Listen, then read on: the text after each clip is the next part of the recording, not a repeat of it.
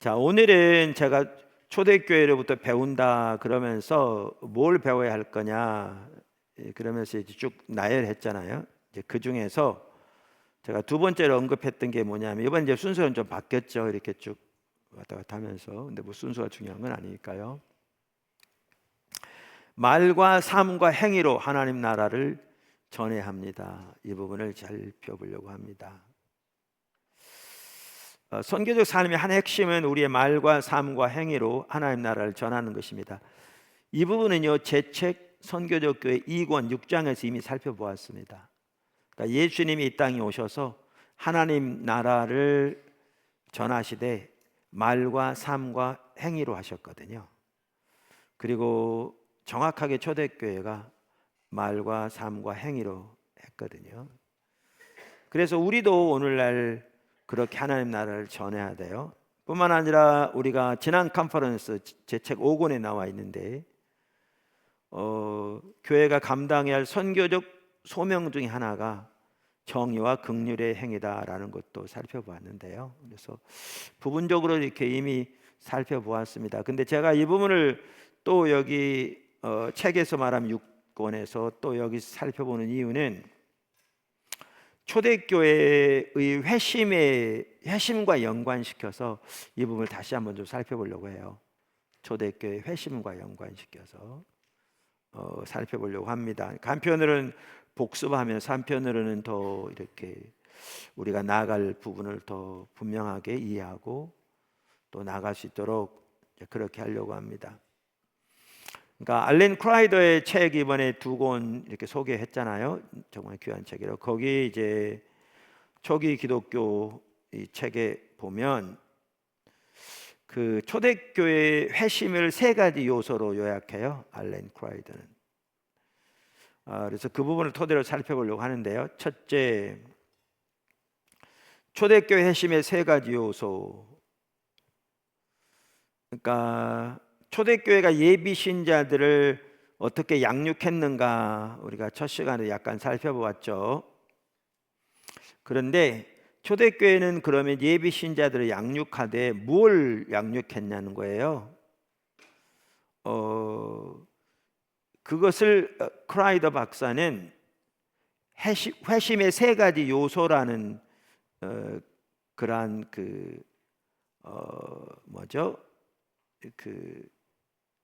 표현으로 그것을 다루고 있거든요. 근데 그 3가지가 한편으로는 오늘날 우리가 선교적 삶을 사는 데 있어서도 양육을 위해서도 그렇고 삶을 위해서도 그렇고 매우 중요한 것 같아요. 알렌 크라이더가 말하는 초대교회 회심의 3가지 요소는 그분은 이제 이해하기 쉽도록 다 영어 B로 시작했는데요. Belief, Behavior, Belonging 이렇게 됩니다. 그러니까 Belief란 말은요, 신념, Behavior, 행동, Belonging, 소속 그 말인데요. 그럼 작은 첫 번째 Belief. 여러분 영어를 뭐 웬만한 분은 다 이 정도는 아시겠습니다는 belief 그러면 믿음 그런 뜻이잖아요. 혹은 신조 그런 뜻이잖아요. 근데 그 책 번역한, 그러니까 예를 들면 회심의 변질만 하더라도요, 그 책을 번역한 역자는 이거를 믿음 혹은 신조, 교리라고 번역하지 않고요, 신념이라고 번역했어요. 왜냐하면 초대교회가 그것을 이해했던 말을 잘 표현한 것 같아요. 제가 보기에는 신념이라고 번역한 거죠.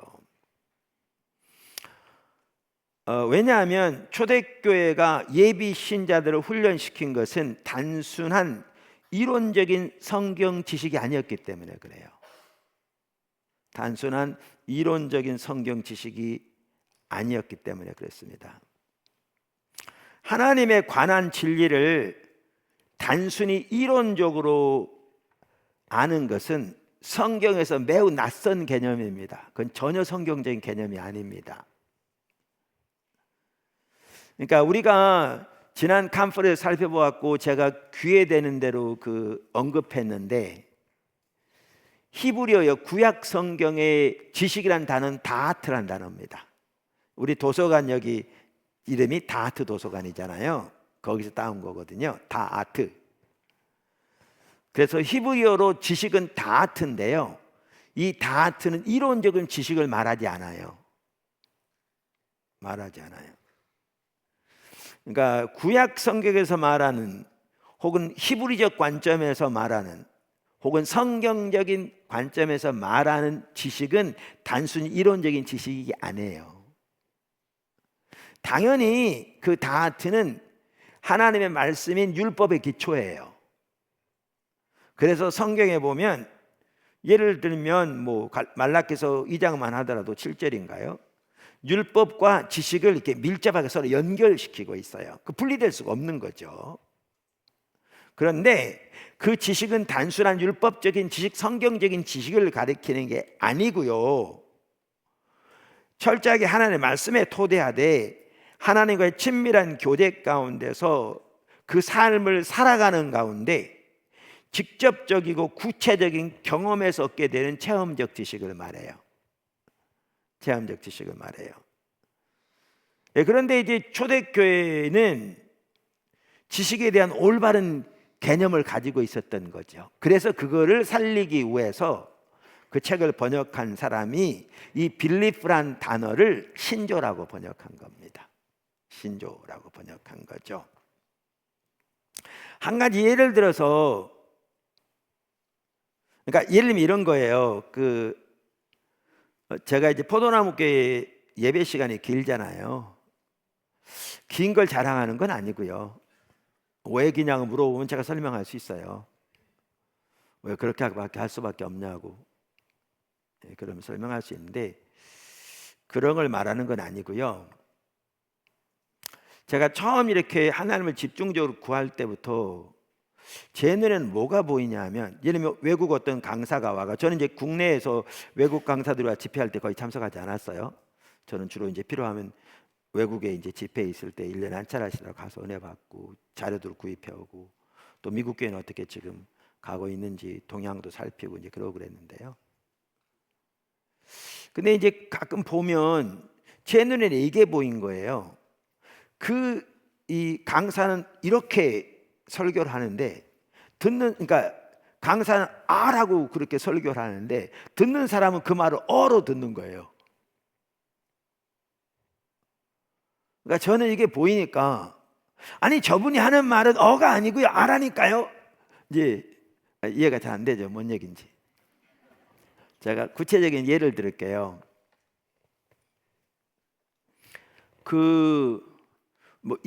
제가 할 때마다 이 얘기를 자주 하는데, 우리가 주의 일에 힘씁시다 그러면 아멘 하죠. 예수님은 아버지의 일을 행하고 마치는 걸 자기 양식으로 하셨습니다.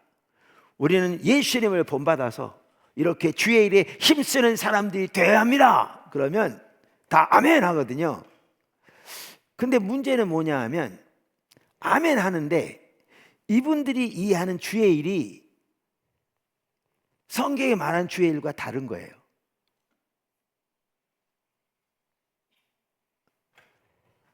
뭔 말이냐면요, 왜 그걸 여기다 갖다 놨어? 무겁게 되라. 뭐냐 하면, 요한복음 5장에 보면 예수님이 어떻게 사역하셨는가가 잘 나오거든요. 아는 분들은 여러 번 들으셨겠지만 모르는 분들을 위해서 간단히 조금만 모여 주시면, 5장 17절부터 19절 20절을 보면 예수님이 어떻게 사역하셨는가가 잘 요약돼 있어요. 그리고 요한복음 전체를 여러분이 한 번에 쭉 읽어보시면 이게 요한복음 전체에 예수님이 사역하신 방법을 가장 잘 요약해 놓은 걸 볼 수 있고요. 이게 더 나아가 성경 전체를 보면 창세기부터 요한계시록까지 신구약의 하나님의 사람들이 이렇게 사역을 감당한 걸 볼 수 있어요. 그러니까 그걸 잘 요약해 놓은 거거든요. 그럼 이렇게 돼 있어요. 5장 17절 여기 보시면, 예수께서 그들에게 이르시되 내 아버지께서 이제까지 일하시니 나도 일한다 하시매. 19절 그러므로 예수께서 그들에게 이르시되 내가 진실로 진실로 너희에게 이르노니 아들이 아버지께서 하시는 일을 보지 않고는 아무것도 스스로 할 수 없나니 아버지께서 행하시는 그것을 아들도 그와 같이 행하느니라.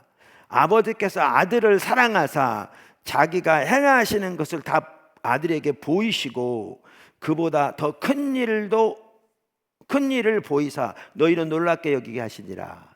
그러니까 이걸 요약하면 이렇습니다. 아버지가 오늘까지 일하신다. 나도 일한다. 나는 스스로 아무것도 할 수 없다. 하나님 아들이 하신 말씀이에요. 하지 않는다도 아니에요. 할 수 없다. 나는 아버지가 행하시는 걸 보고 그것을 나도 행한다. 아버지가 아들을 사랑하셔서 아들에게 아버지 행하시는 모든 것을 보이신다.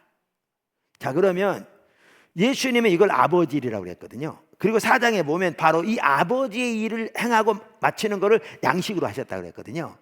그러면 예수님이 아버지 일이라고 표현할 때 그 일은 뭐냐 하면 예수님은 아무것도 스스로 할 수 없다고 말씀하시고 심지어 하지 않는다 정도가 아니라 없다고 말씀하시고 성경 다른 데 보면 예수님이 아버지 안에 아버지가 예수님 안에 친밀한 교제라고 말해요. 예수님이 아버지와의 가졌던 친밀한 교제 가운데서 아버지가 행하시는 것을 보고 그걸 행한 거예요. 그래서 예수님과 하나님과 친밀한 교제 가운데 하나님이 예수님에게 아버지 행하시는 걸 보이신다고 했잖아요.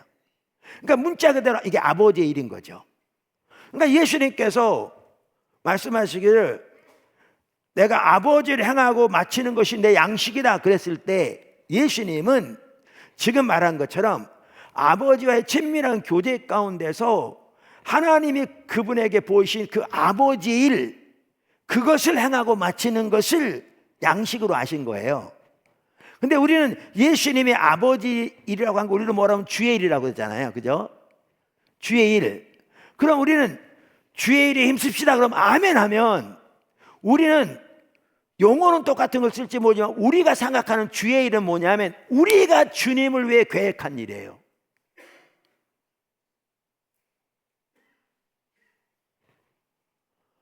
우리가 주님을 위해 계획하고 그거 이뤄달라고 기도하고 그리고 우리 노력을 열심히 한 그걸 주의 일이라고 그래요. 뭔 말인지 아시겠어요?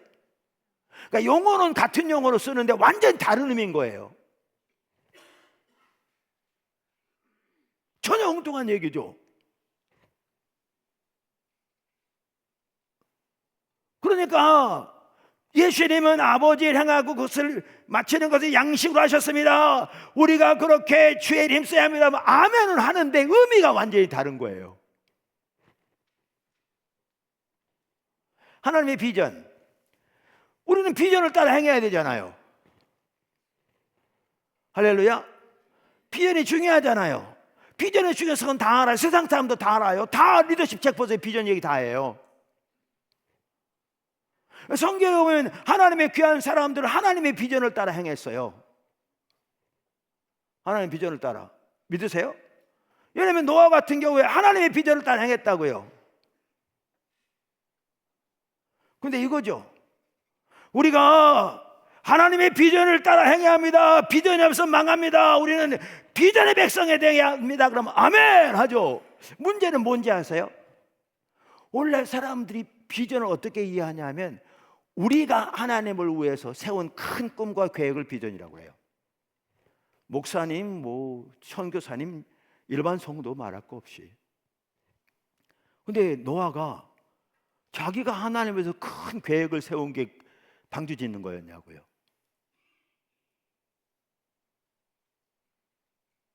전혀 아니었죠. 그래서 조지 바나가 그의 책 더 파워 오브 비전 능력이라는 책에서 비전을 정확하게 옳게 정의하고 있다고요. 그럼 비전을 뭐라고 그러냐면 하나님이 선택된 사람들에게 보이신 선호되는 미래에 대한 선명한 정신적 이미지다.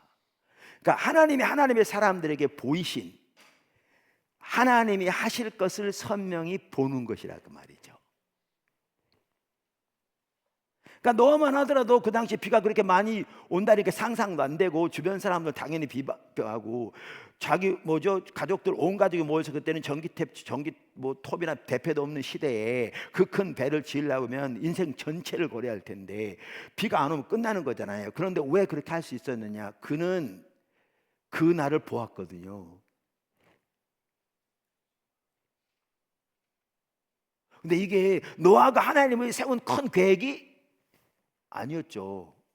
그렇게 했더라면 방주 만들 리가 없었죠. 그럼 제 말이 이 말이에요. 비전이라는 용어는 똑같이 써요. 성경에 나온 하나님의 사람들이 다 하나님의 비전을 위해 살았습니다. 맞아요.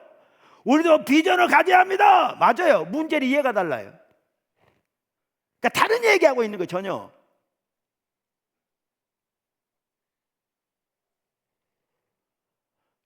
그러니까 하나님의 뒷받침이 없을 뿐만 아니라 엉뚱한 일을 하고 있는 거죠.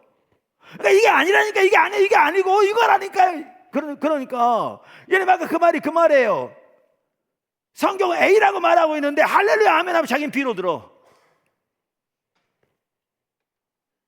제가 왜 이 얘기를 또 했냐면요, 여기 지식도 마찬가지예요. 지식. 여러분 제가 가끔 그 얘기 쓰거든요. 무시간적 진리라는. 여러분 성경 저기 뭡니까? 선교적 성경 해석하기도 보면 선교적으로 이렇게 신학 교육이 이루어져야 한다 그러면서 무시간적 진리의 문제점을 제시해요. 그게 뭐냐 하면 2+2는 4인 것처럼 시간에 상관없이 소위 말하면 진리로 받아들이는 이론적인 진리를 말하는 거예요. 근데 그거를 진리라고 그러죠. 그리고 그거를 지적으로 하는 걸 진리라고 그래요. 2 더하기 2는 4를 아는 걸 진리라고 그런다고요. 근데 그게 무시간적 진리 개념이에요. 그게 그 진리 개념이.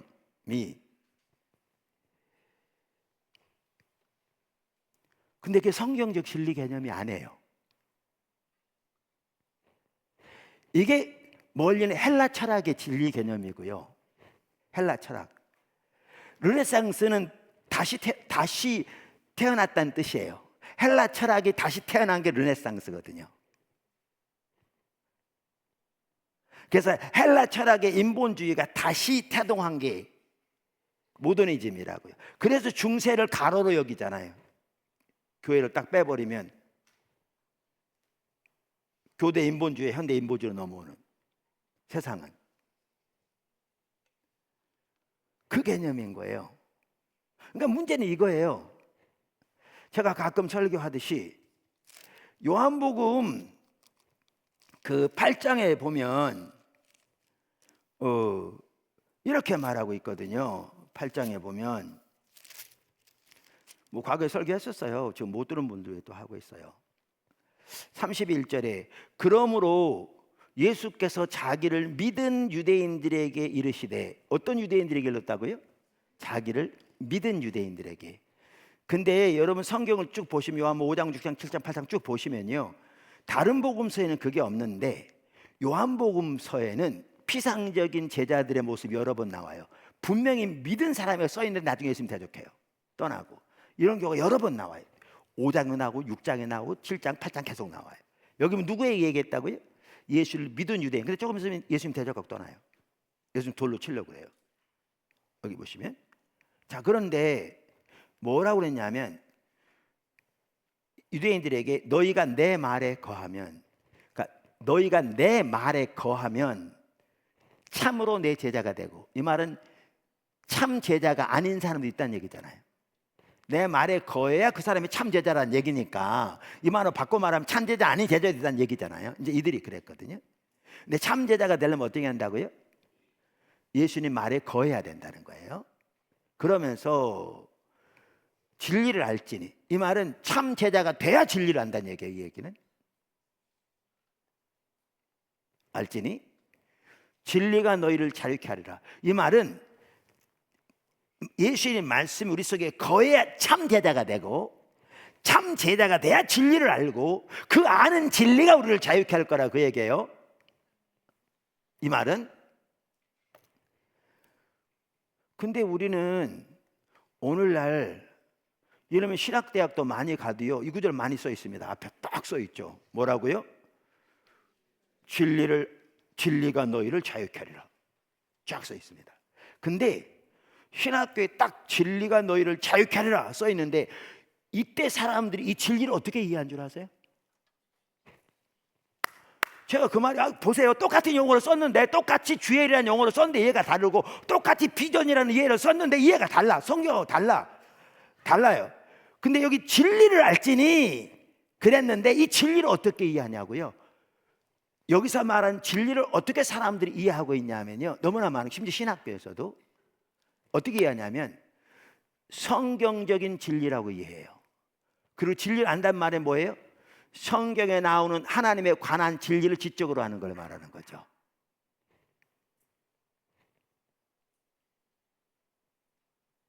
이 진리가 우리를 자유케 할 거라고 그렇게 이해해요.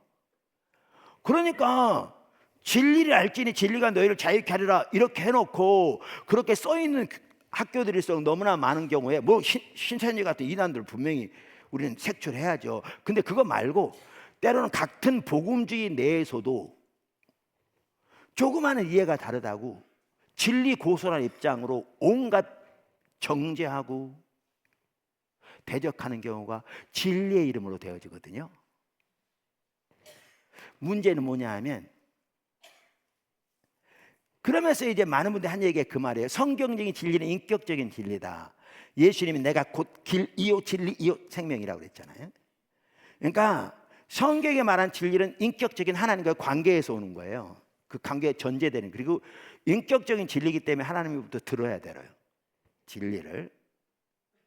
여기 아까 뭐라고 그랬냐면, 제가 구약 성경에 나오는 다트는 말씀에 기초하되 실제로 그 삶을 사는 가운데 경험적으로 체험적으로 얻어진 지식이라고 그랬잖아요. 자, 그러면 내 말이 너희 안에 거하면 참 내 자가 되라 그랬는데, 주님의 말씀이 진정 우리 안에 거해서 우리가 주님의 제자가 주님을 알고 그분의 목적과 의중과 뜻을 알고, 심지어 그분의 교회를 향한 그분의 의중을 안다면, 작은 이 차이 가지고 하나님의 교회를 그렇게 비판하고 비방하고 상대방을 죽이는 일은 전혀 안 할 거거든요. 뭔 얘기인지 아세요? 진리라는 용어를 쓰는데 전혀 다른 이해를 가지고 있어요. 이게 헬라 개념의 진리예요. 이게 계몽주의에서 나온 진리예요. 성경에 나온 진리가 아니고 헬라 철학에서 나온 진리고, 이게 계몽주의 모더니즘에 나온 진리라고요. 세상적인 진리 개념이라고요. 성경적인 진리 개념이 아니라. 근데 초대교회는 그렇게 안 했어요. 초대교회는 처음부터 성경적인 올바른 진리 개념을 가지고 있었어요. 그래서 빌리프를 교육시키되 단순히 지적인 성경적인 교육을 훈련시킨 게 전혀 아니었습니다. 그게 아니었어요. 그들은 진리 개념을 올바로 가지고 있었어요. 올바로.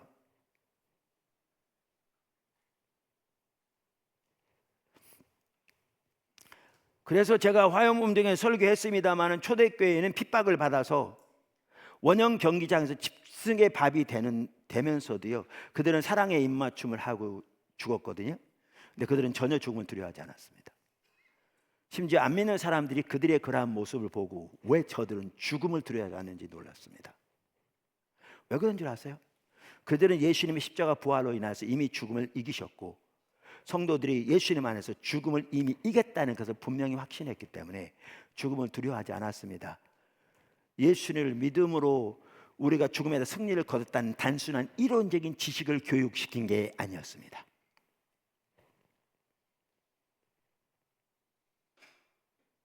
뭐만 좀 이해됐어요?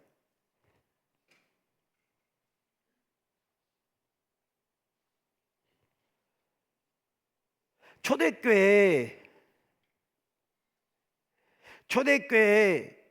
회심을 세 가지 요소를 크라이더가 말했는데, 하나는 빌리프인데 그걸 신념으로 번역했다고요. 그 지식이 단순히 이론적인 지식을 지적으로 하는 걸 말하는 게 아니라니까요. 그건 원래부터 성경적인 개념이 아니었다니까요. 원래부터. 그것은 원래부터 성경적인 개념, 히브리적 개념이 아니었어요. 그건 헬라 철학의 개념이었어요. 그 교회는 그걸 안 받아들였어요. 근데 오늘날은 우리가 그렇기 때문에 신학교만 하더라도 오늘날 많은 사람들이 신학교육에 문제 있다고 말하는데, 뭐가 문제인 줄 아십니까? 계몽주의 사상 그대로 가지고 있어서 신학적으로 이론적으로 공부만 해서 박사학위 받으면 그러면 그것도 좋은 학교에서 실력이 뛰어난 사람이라고 생각하고요. 그거 잘 가르치면 좋은 교수라고 생각해요.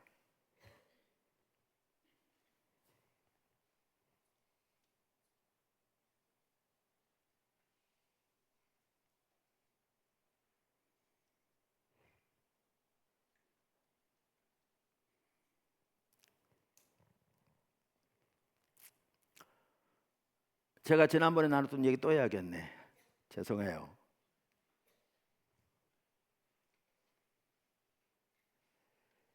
그 아까 성경에 말한 다트는 그대로 실제로 살기를 추구하는 가운데 하나님과 관계에서 그분께 듣는 게 전제된다고요. 그 삶의 실제를 아는 걸 포함한다. 그래서 이제 제가 자주 예를 들면 그거 맨날 저는 똑같은 예를 들거든요. 자, 갈라디 2장 20절. 이제 내가 그리스도와 함께 십자가에 못 박혔나니 이제는 내가 산 것이요 내 안에 그리스도가 사신 것이라. 이제 내가 육체 가운데 사는 것은 나를 사랑한 나를 위하여 자기 자신을 버리신 하나님의 아들을 믿는 믿음 안에 사는 것이라. 그러면 지적으로 안다면 우리의 신앙생활의 핵심은 예수님을 우리 안에 내주하는 삶입니다. 그 삶은 거기 나온 대로 믿음으로 가능합니다. 왜 그게 가능하냐? 우리가 예수님과 십자가 못 박혀 죽었기 때문에 가능합니다. 죽었다는 말이 뭐냐? 로마서 6장에 말한 것처럼 예수님이 십자가 못 박혀 돌아가실 때 우리가 예수를 믿는 것은 그때 우리의 옛사람이 함께 십자가 못 박혀 죽었고 예수님이 부활하실 때 우리도 함께 영적으로 부활해서 우리 속에 부활의 생명이 있는 걸 말하죠. 지금까지 제가 얘기한 모든 내용은 지적인 내용입니다. 성경적 옳은 내용이죠. 근데 그거 안다고 그거 외운다고 그 삶을 살 수 있는 게 아닙니다. 그 구절은 외우라고 있는 게 아니라 그 삶을 살라고 있는 거거든요. 근데 막상 그 삶을 살라고 노력하면 이제는 완전히 차원이 달라집니다. 왜냐하면 아니 옛사람이 죽었다는데 내 경험은 벌떡벌떡 살아있거든요. 옛사람이. 아니 성경에 죽었다고 되어 있는데 내 경험은 전혀 살아있는 것 같거든요. 그럼 그러죠. 아 집사님 믿으면 돼. 죽었으면 믿습니다. 그럼 되나요?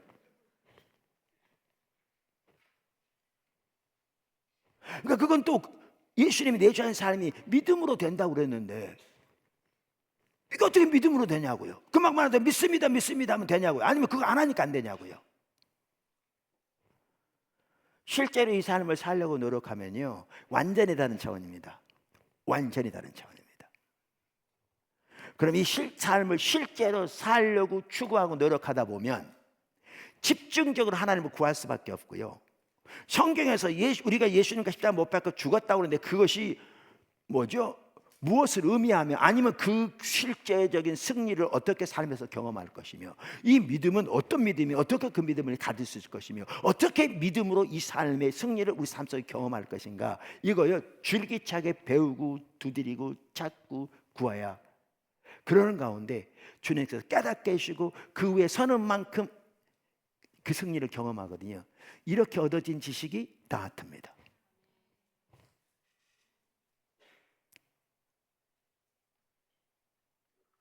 초대교회는 그 개념을 가지고 있었습니다.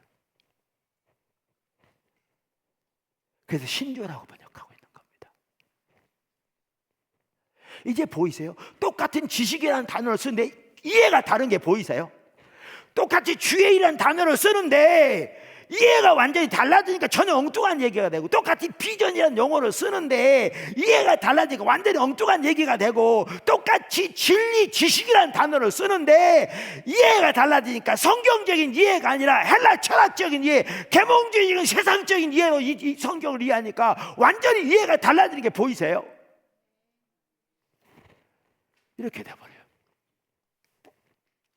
그러니까 오늘 예수님이 말한 대로 진리가 너희를 자유케 하리라 그러니까 그걸 써놓고 그 신학 예를 들면 대학의 목표로 삼고 소중히 여기는데 그 진리를 토대로 형제자매를 비방하고 교회를 가르고 온갖 정죄하는 이만큼도 죄책감이 없이 주님을 알았더라면 전혀 안 그럴 텐데 교회도 마찬가지고요. 개념이 달라진 겁니다.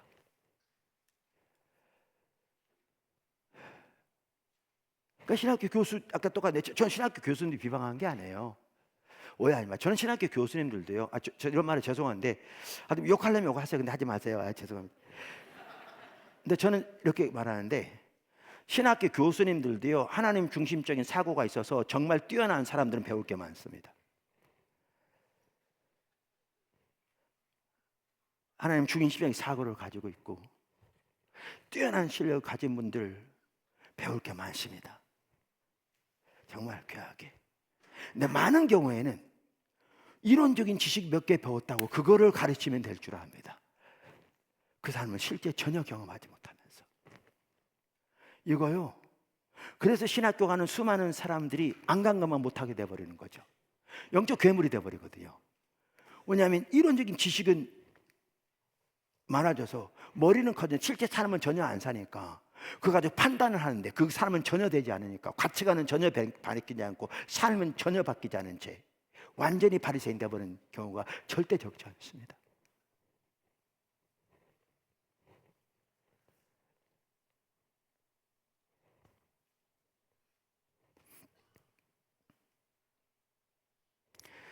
그래서 제가 자주 언급한 것처럼 제가 어느 나라 신학대학교에 몇 년 연속해서 대학 집회를 갔다니까요. 나중에 초청 안 하길래 왜 안 하나 그랬더니 그 학장님이 초청했어요. 근데 그 학장님이 그 학교를 그만두셨더라고요. 그래서 초청이 안 왔더라고요. 나중에 알고 보니까 3년인가 연속 갔는데 어느 나라에. 처음 갔을 때 이제 그 강사가 오니까 외국 강사가 오니까 그 신학교 큰 신학교는 아니었어요. 이제 교수님들을 이렇게 번갈아 가면서 식사에 같이 초대해가지고 강사하고 대화도 할 수 있게 이제 이렇게 학장님이 이렇게 배를 한 거예요. 근데 한 번은 누가 같이 했냐면 부부가 다 교수예요. 부부가 다 미국에서 공부해서 각기 분야는 다른데 과목은 다른데 미국에서 두 분 다 공부해서 박사학위 받은 부부가 이제 그 두 분 다 교수인데 저하고 식사를 같이 한 거예요. 저희 부부하고 같이 한 거예요. 그다음 학장님 계셨을 거고 이제 통역하는 분도 같이 계셨을 텐데 한 거예요. 그러면서 그분이 그러더라고요. 이제 내가 온다 그러니까 내가 어떤 사람인가를 알아보기 위해서 내 책이 그 나라 말로 여러 권이 번역돼 있었거든요. 그래서 내 책을 봤대요. 그분이. 근데 그분이 미국에서 공부할 때 그 그러니까 뭐죠? 디아스포라 자기 민족 교회에도 섬겼는데 그 하나님을 경험하는 삶 책이 너무 좋아서 그 책 가지고 성경 공부도 했다는 거예요. 근데 내 책을 보니까 하나님을 경험하는 삶이라는 책이 말하는 가치관과 이게 너무나 비슷하고 그래서 좋았다는 거예요. 저하고 얘기하는데. 근데 내가 딱 그걸 들으면서 어떤 느낌이 든지 아세요? 하나님을 경험하는 삶이란 책에 나오는 내용은 그 저자인 헨리 블랙가비 목사님에게는 다 되었어요. 이해하세요? 원래 그 책에 나온 게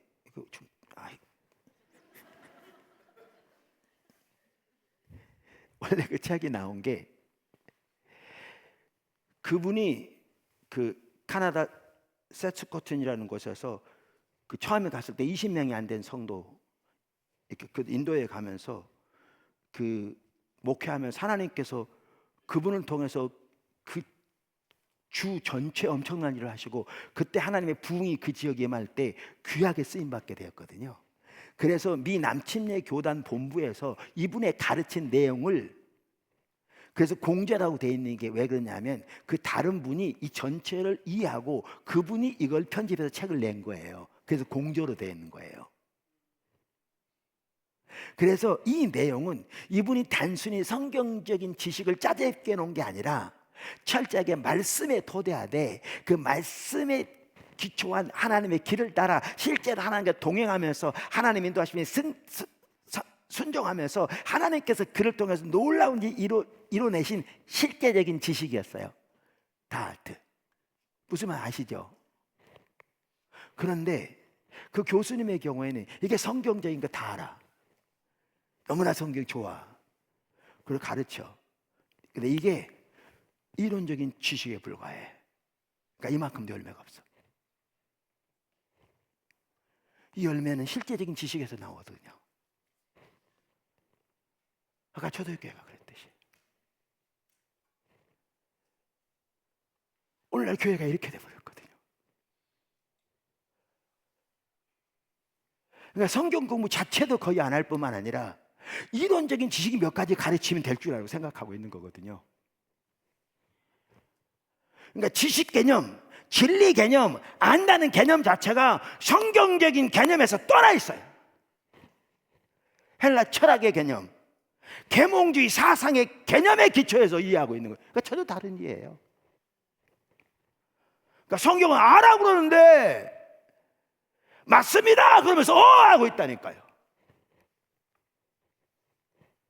그 열매는 전혀 안 나타나.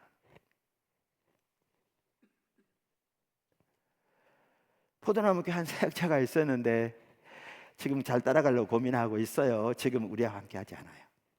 제가 이런 얘기도 그분한테, 그분이 여러분 누군지 모를 거고 크게 누가 되지는 안다고 생각해요. 그분은 미국에서 11년 있었어요. 공부되었고 나한테 그러더라고요. 그분은 미국에 있으면서 하나님을 경험하는 삶을 한국말로도 가르치고 영어로도 가르쳤대. 너무 좋은 책이잖아요. 근데 여전히 뭐냐, 이론적인 지식에 불과한 거죠. 그게 어떻게 되느냐, 열매가 없어. 하나님의 뒷받침이 없어. 여러분 십자가 복음도 마찬가지입니다. 그거 너무 좋고 성경적이다, 참 귀하다, 설교한다고 사람들이 변하지 않습니다. 그리고 그 지적으로 한다고 그 능력 경험하지 않습니다.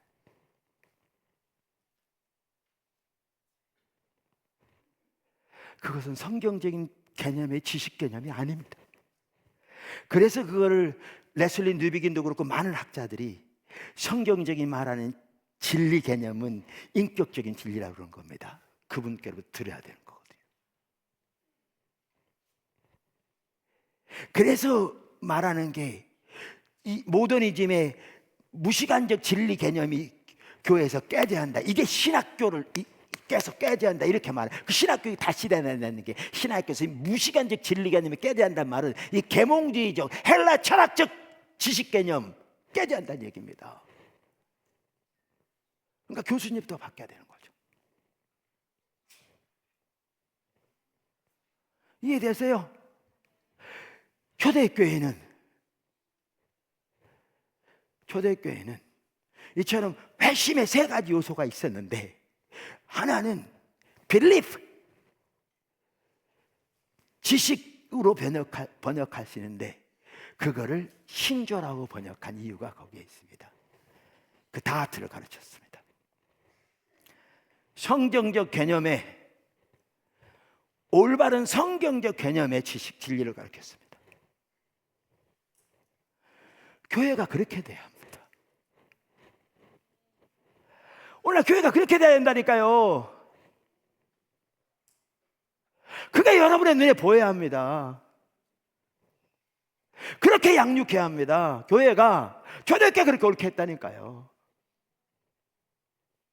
옳게. 그러니까 저 같은 경우는 아까도 말씀드린 대로 아까 그분은 말하는 게 아니라 이걸 잘 안다, 한다, 학위가 한다. 저는 그게 그게 점수 안 줍니다. 겉으로는 칭찬한 적 하겠죠. 그러세요? 네. 속으로는 별로. 앞에다 대놓고 당신 아무것도 아냐면 그건 아니잖아요. 그러진 않잖아요. 예. 저도 체면 있는 사람인데. 네. 그 정도는 압니다. 단순한 이론적인 성경적 지식이 사람을 바꾸지 않습니다. 오히려 지식은 사람을 교만하게 만든다고 했습니다. 그래서 우리가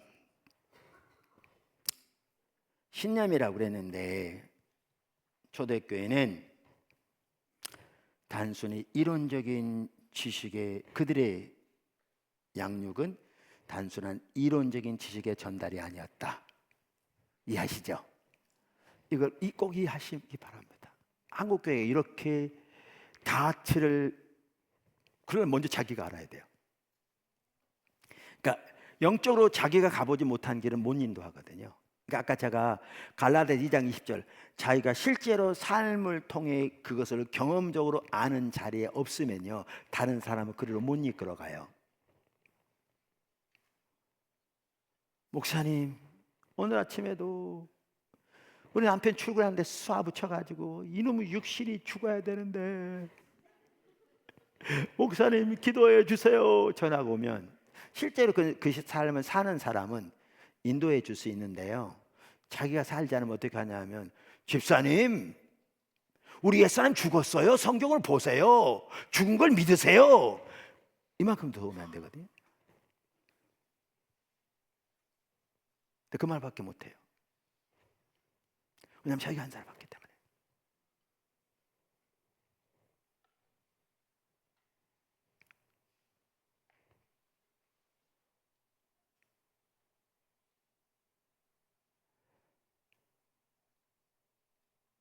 교회에서요, 어떤 성도가 제가 영적으로 가보지 못한 곳으로 그분이 자라나서 가고 있잖아요. 그분은 제가 섬기는 교회 성도일지 몰라도 실제로 다른 사람에게 도움을 받은 겁니다. 그런 일이 있다면. 우리는 우리가 영적으로 가보지 못한 곳으로 다른 사람을 인도할 수 없습니다. 그래서 이 다트를 가르치려면 결국 하나님이 하셔야 되고요, 그렇게 이끌려면 자기가 먼저 그렇게 가야 합니다. 초대교회가 그렇게 했습니다.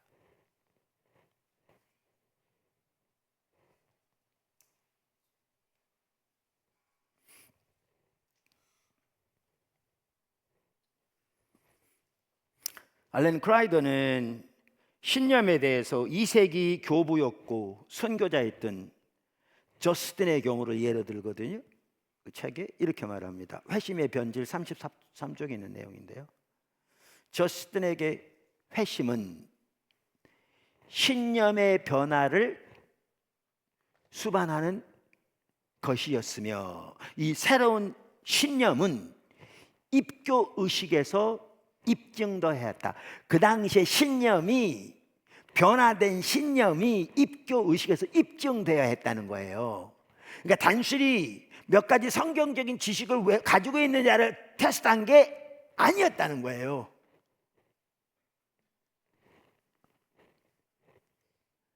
저스틴은 그 신념을 말하진 않았지만 그 어떤 시점에서 심오한 경험을 했다. 그러면서 이렇게 말했습니다. 또 저스틴은 내 영혼 속에 불꽃이 타올랐다. 신념의 변화로 인해서. 이게 지적인 변화를 말하는 게 아닙니다.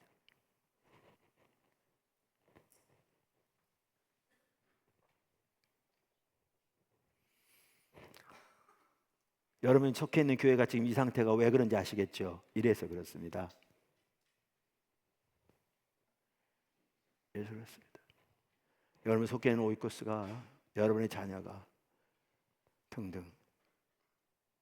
그 다음에 한 가지 또 아까 신념에 대해서 나누기를 단순한 이론적인 지식의 전달에, 죄송합니다. 아까 금방 말한 거 제가 취소하겠습니다. 여러분 잘한 분도 계신데 제가 교만했습니다. 하나님 용서해 주세요. 네, 그건 여러분이 할 일이고, 네, 제가 할 말은 아니라서 죄송합니다, 주님. 저는 저만 잘하면 되는 거지.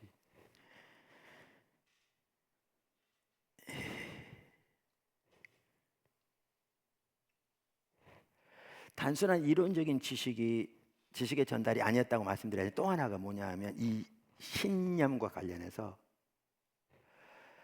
그 당시 신념은, 그 회심에서 양육할 때 신념은 성경 이야기로 무장시키는 것이었습니다. 이것 또한 너무너무 중요합니다. 제가 첫 번째로 한 것, 성경 이야기로 무장시키는 것이었습니다. 성도들을. 그러니까 초대교회 회심에서 신념의 가장 중요한 부분은 예비 신자들을 성경 이야기로 무장시키는 것이었습니다. 그러니까 단순한 몇 가지 단편적인 성경적 진리로 그들을 무장시키는 것이 아니었습니다. 그래서 성경 이야기를 따라 살아야 한다는 게 정말 중요하거든요. 그래서 여러분 제 책 1권에 그게 나와요. 복습하세요. 그리고 6권에서 제가 또 써요. 그거를 그걸 보충해서 또 써요. 왜냐하면 그만큼 중요하기 때문에 또 들어가요. 꼭 복습하세요. 이게 너무 중요해요. 알렌 크라이더는 어떤 공동체라도 그 정체성은 그 공동체의 역사를 통해서 개발된다고 말한 에버렛 퍼거슨 교수의 말을 인용하면서, 그러니까 에버렛 퍼거슨 교수라는 사람이 그렇게 말한 거예요. 어떤 공동체라도 그 정체성은 그 공동체의 역사를 통해서 개발된다, 이렇게 말한 거예요. 그걸 인용하면서 초대교회는 온갖 신화와 국가의 업적 지역의 영웅들에 대한 역사적 자료가 뒤범벅된 정신적 혼동 가운데 있는 예비 신자들을 무엇보다 새로운 역사로 무장시켰다고 말합니다. 설명할게요. 이 말이 뭔 말이냐면, 초대교회 당시 이교도들, 예수 안 믿는 사람들, 세상 사람들, 온갖 신화, 그 당시 많은 신화들이 있었죠. 로마 이야기만, 로마 국가도 로마 이야기를 가지고 있었습니다. 팍스 로마가 뭔지 아시잖아요. 로마가 전 세계 평화를 가져다 준다는 겁니다. 근데 그들은 잔인한 폭력과 억압을 통해서 그걸 성취했습니다. 그러나 평화를 가져다 준다는 겁니다. 막강한 군사력으로. 그래서 그들은 신까지 동원했습니다. 그래서 로마의 황제 시대를 그들은 호퀴리오스, 주라고 그렇게 한 겁니다. 시저가 신들의 아들로서 이 세상의 적법한 통치자로서 온 세상의 평화를 가져온다는 것입니다. 이게 로마 사람들에게는 다른 나라 사람들을 지배하는 구실이었을지 모르지만 다른 사람들에게는 억압의 수단이었습니다. 이 이야기, 로마 이야기, 다양한 신화들. 그러면 지역의 어떤 지역적인 영웅들, 그 역사들을 다 그렇게 편집해 짜매가지고 그렇게 내세우는, 이것이 완전히 뒤범벅된 정신적인 혼동 가운데 사람들 살고 있었습니다. 이 시대가 그렇습니다.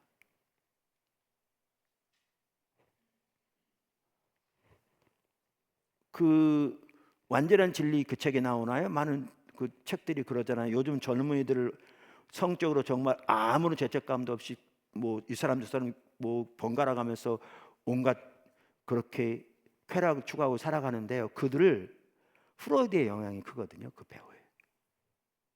근데 누구의 이야기를 따라 그렇게 사는지 모르고 살고 있는 겁니다. 예를 들면, 그러니까 온갖 종류의 이야기들, 신화들, 그것이 이제 혼동된, 뒤범벅된 정신적 혼동 가운데 사는 사람들이었죠. 그들이 이제 기독교에 관심을 가지고 온 거잖아요. 예비 신자들. 그럼 이들은 뭐 교육시켰냐? 이들은 뭘 교육시켰냐는 거예요. 이상하게 속해 있는 이들은 무엇보다 새로운 역사로 무장시킨 겁니다. 성경 이야기로 이들을 무장시켰어요.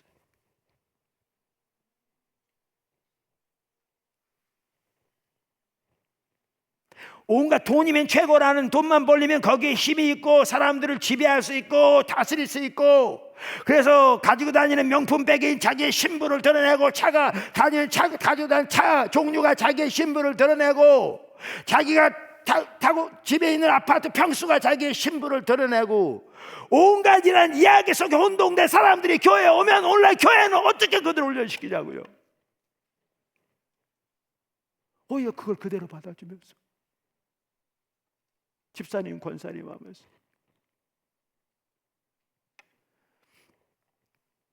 세상의 이야기를 그대로 받아들여가지고. 근데 초대교회는 그렇게 안 했다니까요. 그렇게 안 했어요.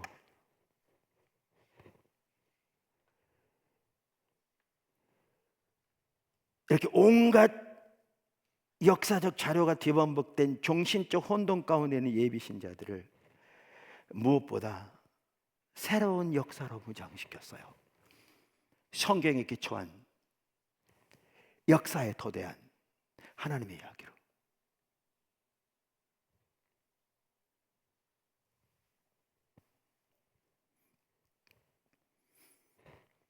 그게 오늘 교회가 해야 할 일이에요. 성경 이야기로 무장시키고 성경 이야기를 따라 살도록 인도해야 돼요. 제가 알렌 크라이더가 한 말을 읽어볼게요. 여기 신앙 문답 교육의 교사는 문답 주여, 그게 말이 안 되냐? 이럴 때 물 좀 마셔야 돼.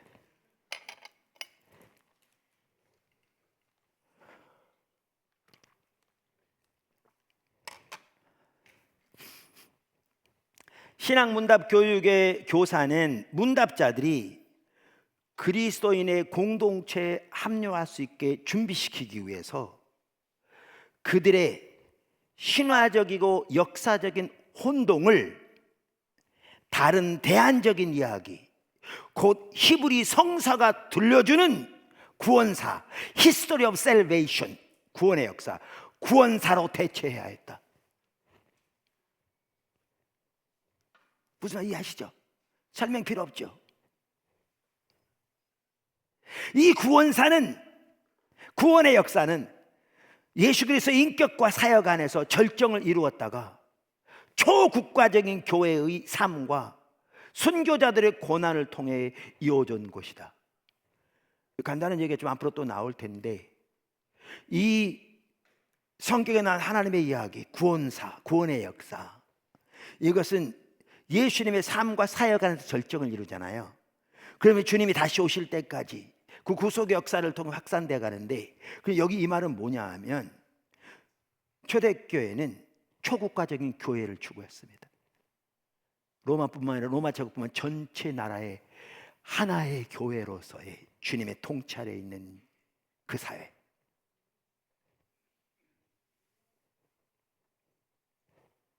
그리고 그걸 위해 기꺼이 그들은 순교했습니다.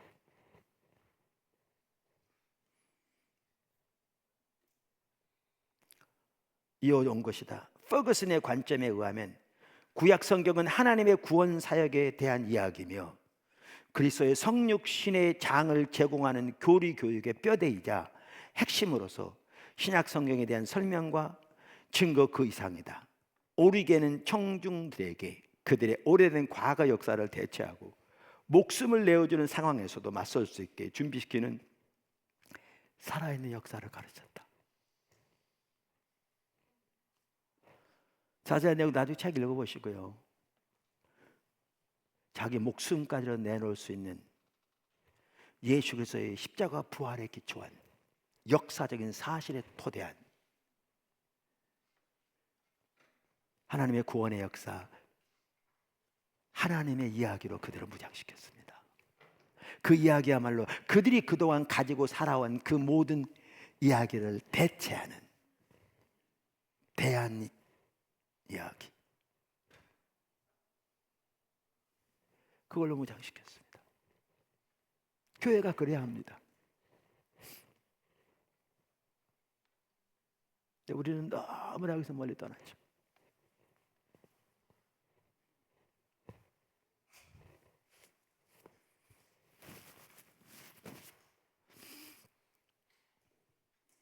그래서 알렌 크라이더는 초대교회 신앙 문답 교육의 한 핵심을 새로운 세계의 건설로 이해해요. 새로운 세계의 건설. 그가 보기에 이것은 이교도 신자들에 대한 재구성이었고 재사회화였으며 그들의 과거 세계를 허물고 새로운 세계를 건설하는 그리스도인이 되기 위한 것이었습니다. 그래서 그 당시 교사들은 공동체의 삶의 두 가지 본질적인 주제를 그들에게 가르쳤는데요. 역사와 생활 양식이었습니다. 구약에서 이루어진 창조부터 오늘까지 주님 오실 때까지 이루어지는 역사와 그 삶에 맞는 생활 양식.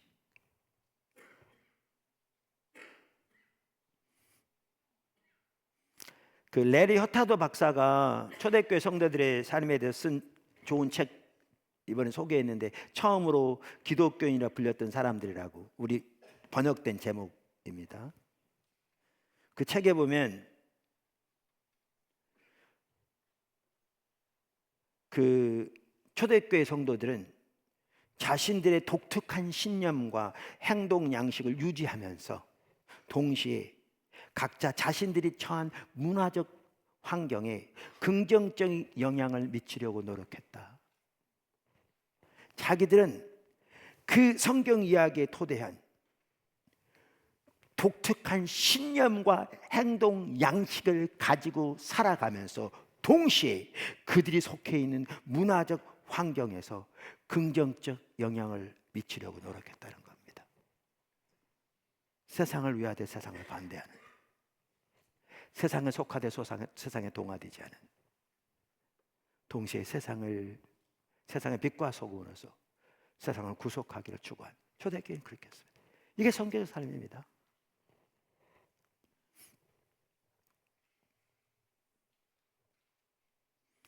말씀드린 대로 초대교회는 구별된 방식의 삶을 사는 전 세계적인 수준의 나라 백성이라는 분명한 인식을 그들은 가지고 있었습니다.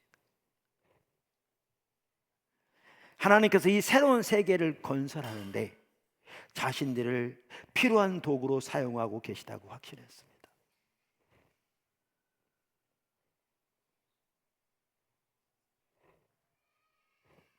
이게 성경적 삶이죠. 그리고 그들은 그 모든 것을 나는 그리스도인이라는 그 한마디로 자기의 정체성을 표현했습니다.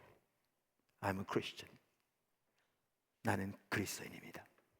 이 한마디 속에 이 모든 목표, 삶의 방식, 살아가는 방식, 세상에서 자기들의 분명한 그 소명의식, 섬기는 자세, 이 모든 것들을 다 담은 하나의 정체성으로 나는 그리스도인입니다라는 말로 표현했습니다. 제가 이걸 보면서 제가 말씀드렸잖아요. 옛날엔 기독교인 그렇게 했는데 그리스도교 그럼 좀 어색한 것 같아요. 그래서 그냥 기독교라고 하려고 그러는데, 제가 앞으로 책에서는 앞으로 어떨 때 혼동해서 옛날처럼 나오는데, 저는 그래서 앞으로는 책에서건 말에서건 그리스도인이라는 용어를 쓰기로 원한다고요. 그들은 나는 그리스도인입니다 라는 말 속에 그 정체성 전체가 들어있었습니다.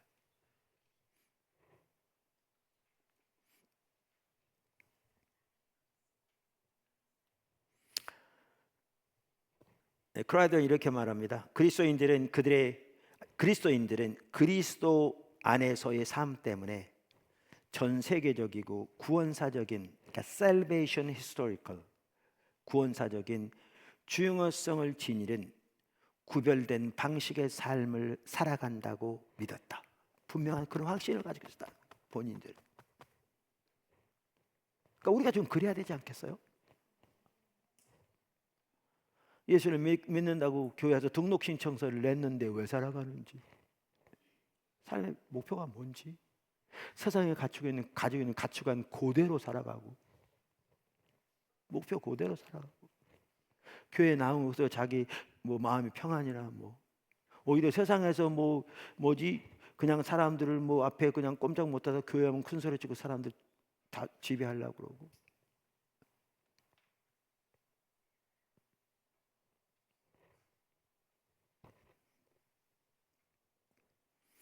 우리 교회 그런 사람이 있다는 게 아니고요, 우리가 그렇게 되기 쉽다 그 말입니다. 네, 죄송합니다. 취소합니다.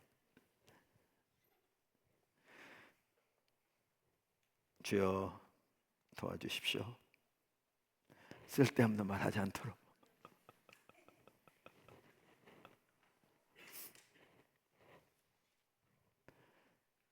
주님이 저를 다루시고 계셔서 감사합니다.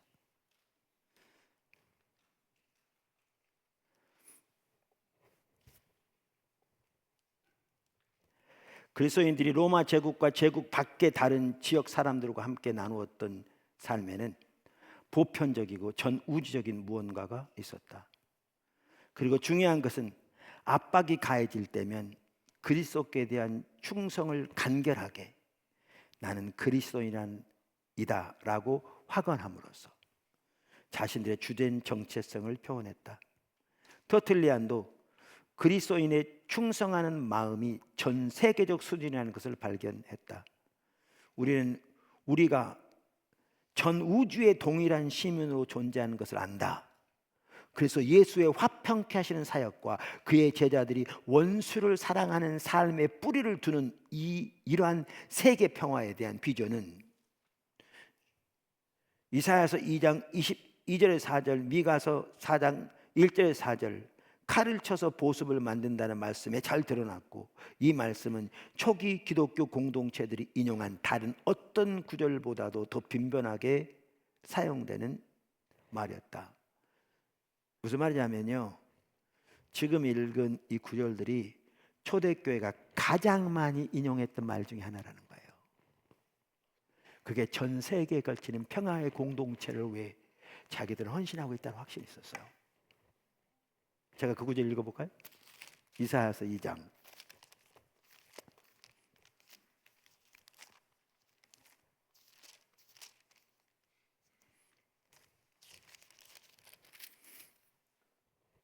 2절에서 4절.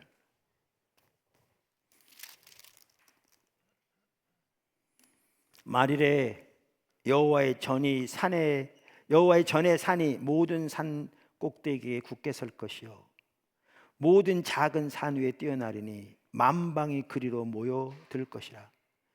많은 백성이 가며 이르기를 오라 우리가 여호와의 산에 오르며 야곱의 하나님의 전에 이르자.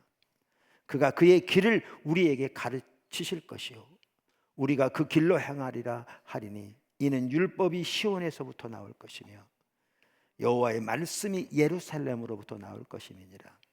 그가 열방 사이에 판단하시며 많은 백성을 판결하시니 무리가 그들의 칼을 쳐서 보습을 만들고 그들의 창을 쳐서 낫을 만들 것이며 이 나라와 저 나라가 다시는 칼을 들고 서로 치지 아니하며 다시는 전쟁을 연습하지 아니하리라.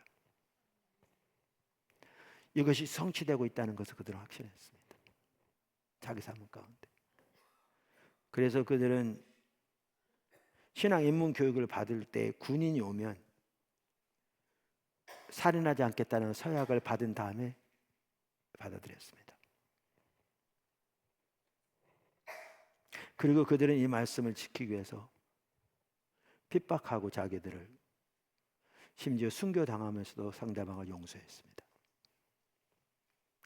산상수 마태복음 5장의 말씀처럼.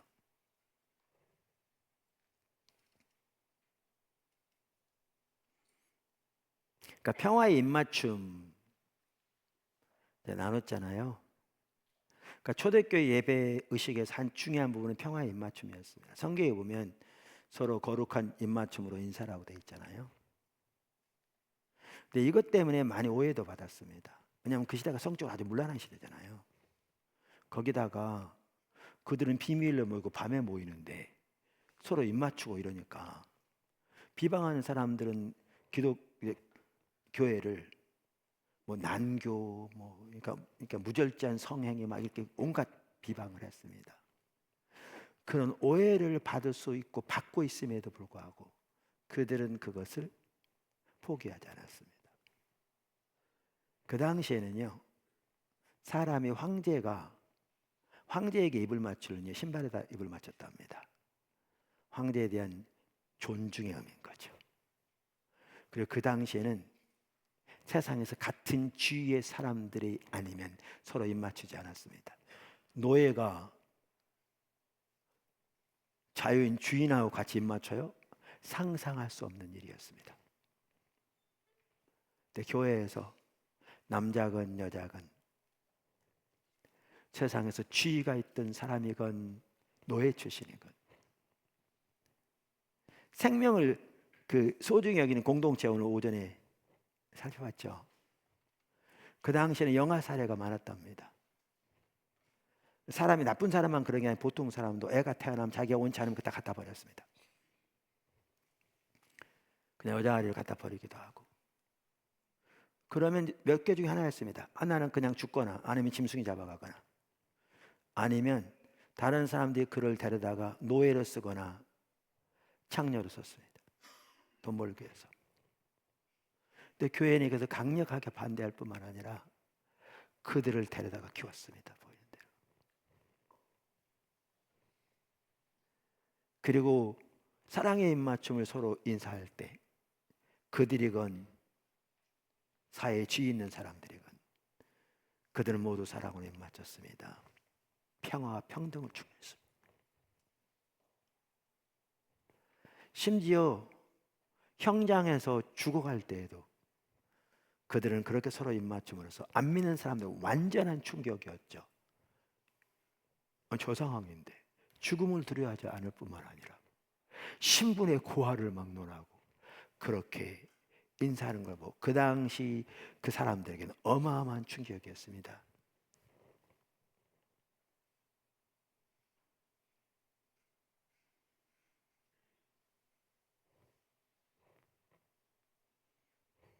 그래서 그들은 이렇게 이사야서 2장 2절에 4절에 나오는 전 세계적인 평화의 공동체,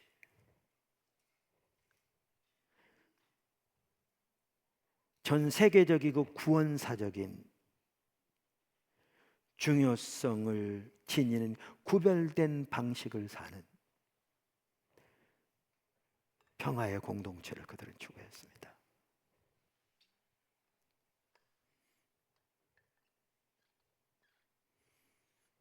그래서 아까 말씀드린 대로 이 구절들은 초대교회 당시에 어느 구절보다 많이 인용된 구약의 성경 구절들이었고요. 계속 그라들이 이렇게 말합니다. 많은 저술가들은 이것이 그리스도의 전 세계적인 교회 안에서 이루어졌다고 믿었으며 그것은 또한 유대인들이 오래 고대해온 역사의 절정이기도 했다. 이 비전의 순전함과 광대함은 명쾌하기까지 하다. 하나님께서는 확실히 모든 인류의 화해와 회복을 위한 거대한 구상의 한 부분으로서 개인을 구원하신다. 단순히 구원받고 천국 가라 구원하신 게 아니고. 그러니까 초대교회는 분명한 인식을 가지고 있었어요. 구원에 대한. 이렇게 매우 주변인으로 보이는 기독교 공동체들이 스스로 매력적이라는 자신감을 가지고 있었다는 것은 하나의 작은 기적이다. 그들 각자가 매력적인 백성이라는 분명한 확신이 있었습니다.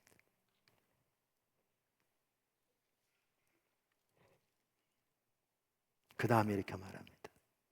그리스도인들은 하나님께서 새로운 세계를 건설하는데 자신들을 필요한 도구로 사용하신다고 믿고 있었다. 이게 톰 라이트 박사가 한 얘기예요. 제가 일본에 쓴.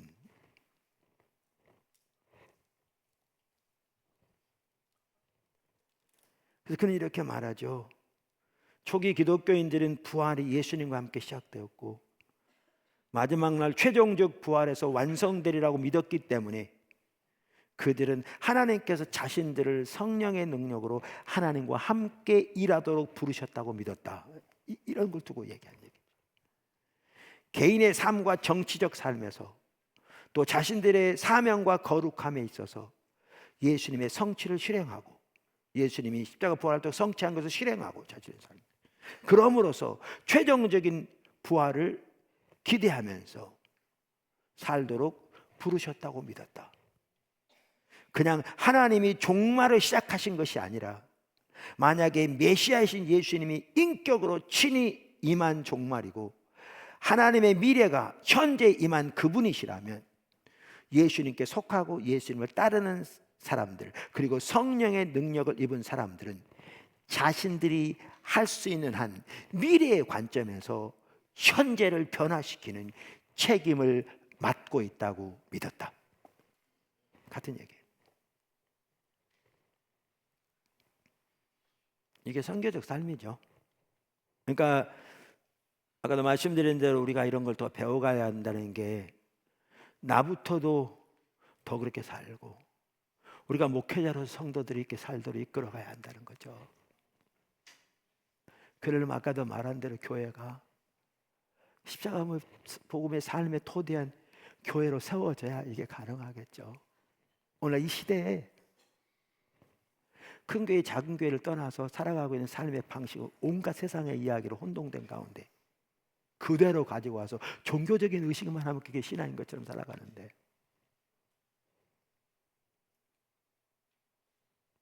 거짓 신앙 체계. 이번에 시계타 학장님이 그러시더라고요.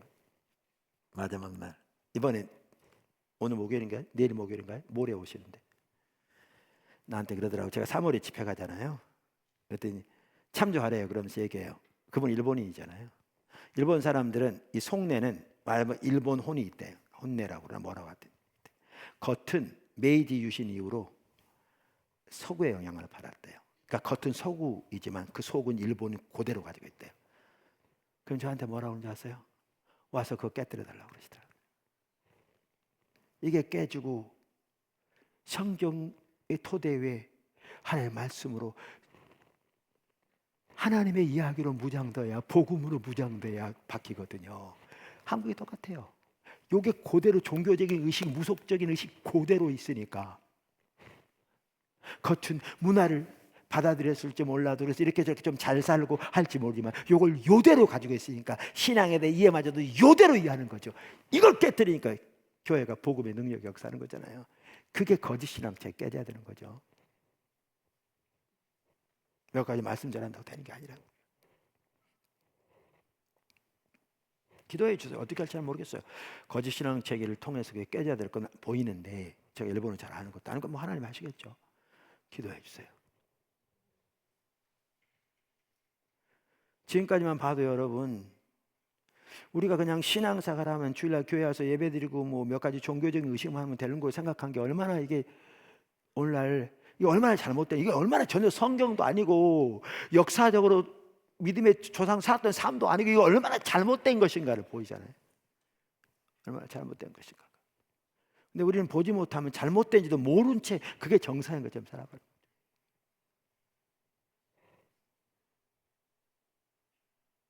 우리가 소경된 인절에서 소경을 인도한 그러한 삶을 살지 않았는지 정말 하나님의 자비와 긍휼이 필요합니다. 저는 저스틴의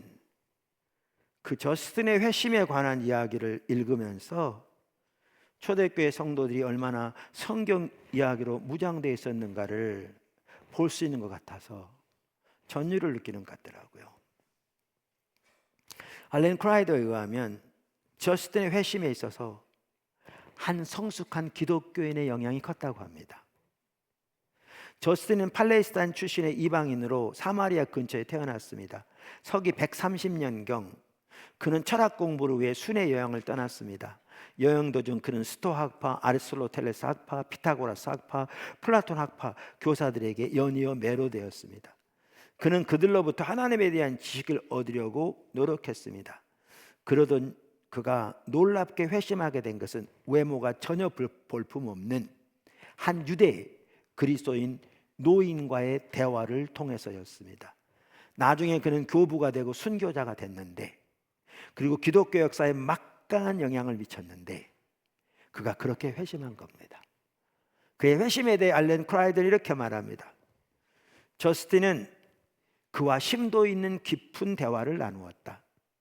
저스틴은 그 대화를 통해 삶의 변화가 일어나는 것을 감지했다. 노인과 대화를 나누고 있었을 때 광명의 문이 열리기 시작했던 것이다.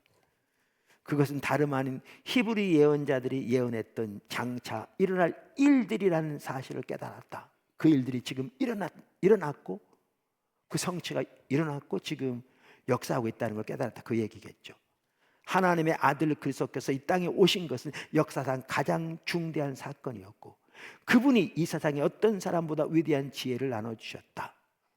저스틴은 이 노인의 말에 귀 기울이고 있었을 때 구주의 말씀이 삶의 전환을 가져다주고 따라가게 만드는 권세를 가지고 있음을 깨달았다. 이 말씀은 그 자체로 무시무시한 권세를 가지고 있어서 두려운 마음으로 거래할 정직의 길에서 벗어나 있던 사람들을 깨닫게 할 만큼 충분한 것이었다. 이건 인용한 겁니다. 저스틴이 하는 말이에요. 이 말씀은 또한 행복한 삶에 이르는 참다운 길을 제시해 주었다. 저스틴은 오직 그리스도의 철학만이 안전하고 유익한 것이다라는 사실을 발견했다. 이가 이렇게 회심하게 된 무명의 그리스도인, 여기 보시면 이 그리스도인이 얼마나 성경 이야기로 무장되어 있는가를 보세요. 그 당시 유명한 철학파는 다 쫓아다니며 진리를 찾던, 그러나 전혀 진리를 못 찾은 그에게 내용을 보시면 얼마나 성경 이야기로 무장돼서 그를 진리로 인도한 것인지. 하나님의 역사지만 무명의 기독교인, 그가 저스틴을 하나님께 인도한 거잖아요. 초대 기독교에 엄청난 영향을 미친 교부였고 순교자가 된 성도들이 그렇게 무장돼야 되는 거죠. 그 도서관이 필요하다니까요. 그래서 우리 도서관 지었다니까요.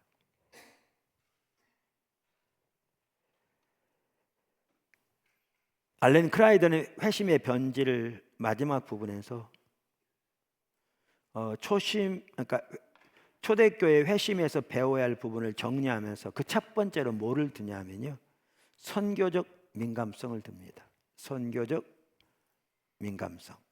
그러면서 어떻게 초대교회는 그 시대의 문화에 대항하는 내러티브, 대항 이야기를 개발해서 성경적 이야기를 따라 살도록 노력했는지를 보여줍니다.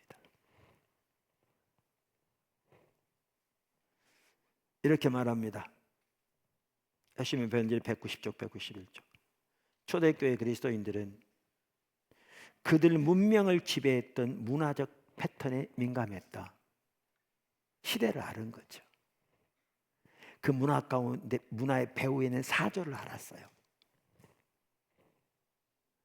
그들은 자신들의 사회 속에서 자신들의 메시지를 구현하고 사회의 내러티브와 관행들을 평가하는 과제에 직면했다. 자신들의 메시지를 삶으로 구현할 뿐만 아니라 그 성경 이야기를 토대로 사회 이야기를, 그리고 그 관행들을 평가하는, 해야 하는, 그래야 올바로 선교적 삶을 살 수 있으니까 그 과제에 직면했다. 어떤 것은 활용하고 어떤 것은 개작하고 어떤 것은 거부했다. 이게 우리 성교적 삶 아닙니까?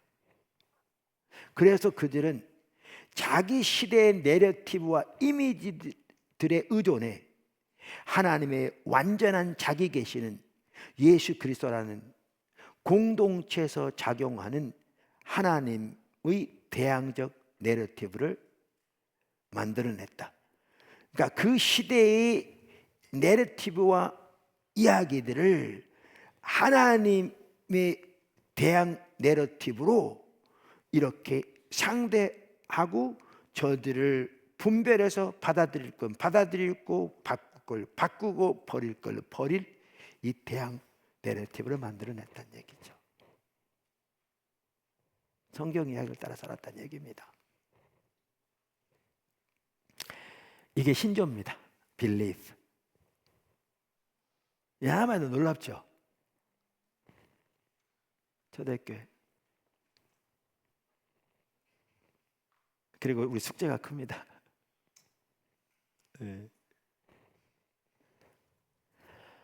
두 번째 이제 아까 behavior, 행동. 초대교회 회심의 또 다른 요소. 사실 이게 behavior 같이 갑니다. 왜냐하면 그대로 실제로 사람을 추구하는 과정에서 우리가 아는 지식이 다 아트가 되니까요. 같이 가는 거죠. 분리되지 않는 거죠. 뭐가 떴길래? 초대교회 회심의 또 다른 한 가지 요소는 행동입니다. 그러니까 우리가 말씀과 삶과 행위로 하나님 나라를 전해야 한다고 그랬잖아요. 이때 이 삶에 해당하는 게 여기 이게 행동입니다. 이 삶에 해당하는 게 행동입니다. 신학 문답 교사가 다룬 두 번째 필수 영역인 이 부분은 윤리나 도덕이라기보다는 삶의 양식이라고 말할 수 있는 부분이었습니다. 윤리나 도덕이라기보다는 삶의 양식. 삶의 양식. 그리고 외부 이교도들이 기독교에 대해서 관심을 갖게 된 가장 주된 이유는 이미 지난 시간에 살펴본 것처럼 교회와 성도들의 삶 속에 있는 매력과 자유함이었습니다. 매력과 자유함이었습니다. 아까 초대교회의 목표가 전 세계적이고 구원사적인 중요성을 지니는 구별될 방식의 삶을 살아가는 매력적인 반문화 대한 사회의 건설이라고 그랬잖아요. 이게 초대교회의 목표였습니다. 전 세계적이고 구원사적인 중요성을 지니는 구별된 방식의 삶을 살아가는 매력적인 반문화 대한사회 건설이 그들의 목표였습니다. 이게 오늘 우리가 살아야 할 성경적 삶의 목표입니다. 초대교회는 예비 신자들로 하여금 그 당시 삶의 각 분야에서 그러한 종류의 삶을 살아가도록 집중적으로 훈련시켰습니다. 알렌 크라이더가 그 당시 교회와 성도들의 삶에 대해 아주 잘 표현합니다. 이렇게 말합니다. 초기 기독교 예배는 새롭게 합류한 이교도들로 하여금 예수 그리스도의 삶을 따르는 구별된 사람으로서 새로운 삶을 살게 했다. 이렇게 새롭게 변화된 사람들의 삶은 그 자체가 매력적이었을 뿐만 아니라 자유로웠다. 사회적인 혼란과 속박, 특권층과 가난한 자들 간의 큰 격차, 삶의 가치를 손상시키는 중독과 강박 현상이 난무했던 시기임에도 불구하고 초기 기독교가 성장할 수 있었던 이유는 교회와 그 구성원들이 그리스도 안에서 생생하게 살아 숨쉬는 자유와 올바른 삶의 길을 발견했기 때문이다. 저는 아까 포도나무교회 그 비전 출입 강화한다고 그랬는데 그 사실 초대교회에 비하면 그 세 발의 피입니다. 진짜 아무것도 아닙니다. 근데 제가 하는 말이 이거라도 해야 될 것 같아서 하는 겁니다. 진짜 이거 세 발의 피잖아요, 그죠? 근데 이거라도 해야 될 것 같은. 근데 왜냐하면 우리 모두가 포도나무교회 정식 회원이라면, 성도라면 분명한 동일한 목표의식을 가지고 동일한 신앙에 대한 이해를 가지고 초대가 그랬들 동일한 성경 이야기를 따라 그 하나님 나라의 건설에 헌신된 삶을 살기로 함께 추구하는 삶을 살아야 될 거 아닙니까? 우리가 비록 넘어지고 코 깨지고 그럴 때도 다시 일어나서 저는 근데 그렇게 우리가 추구할 때 오히려 교회는 더 성장할 거라고 생각합니다. 초대교회 그랬던 것처럼. 식사 시간 나눴는데요. 초대교회가 사람들 쉽게 오게 해서 대강신앙사 같더라면요 거의 일색이 없어졌을 겁니다. 그렇게 생각 안 하십니까? 몇십 년 가지도 못했을 겁니다.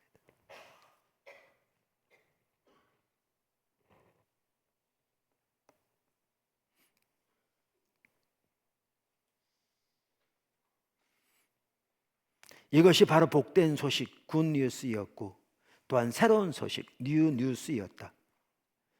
그리고 이러한 초기 기독교 구성원들의 연합된 삶과 새로운 행동의 실천은 외부인들의 호기심을 자극했으며 기독교의 진리에 대한 의문을 갖게 하였다. 그들은 그리스도인들에 대해 왜 저렇게 사는가 하는 의문을 품게 되었다. 그게 교회에 관심을 갖게 되는 계기가 된 거죠. 그래서 키프리언과 다른 그리스도인들은 그리스도 안에서 공통으로 누리는 삶의 기쁨과 새로움을 반복해서 표현하려고 노력했는데요. 뭐라고 표현했냐면 새로운 백성이자 새로운 삶의 방식이었다고 표현했습니다. 그것은 하나님 나라이고 낙원이었다. 성령께서 활발하게 움직이시는 장소였다라고 표현했습니다.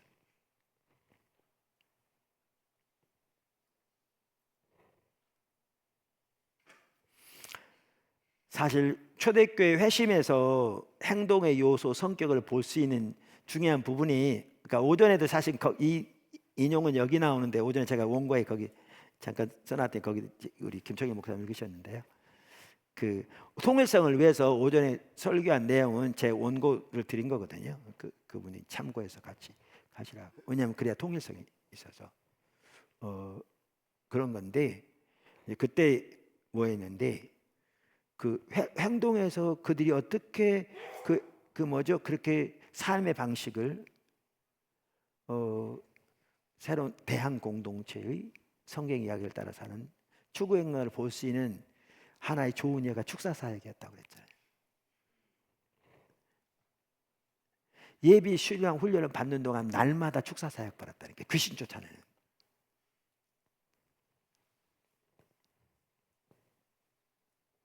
그러면 어떤 사람들 그럴 수 있다니까요. 무슨 놈 그때는 그렇게 귀신들이 많았냐? 얼마나 귀신이 많았길래 보일 때마다 귀신을 쫓아내냐?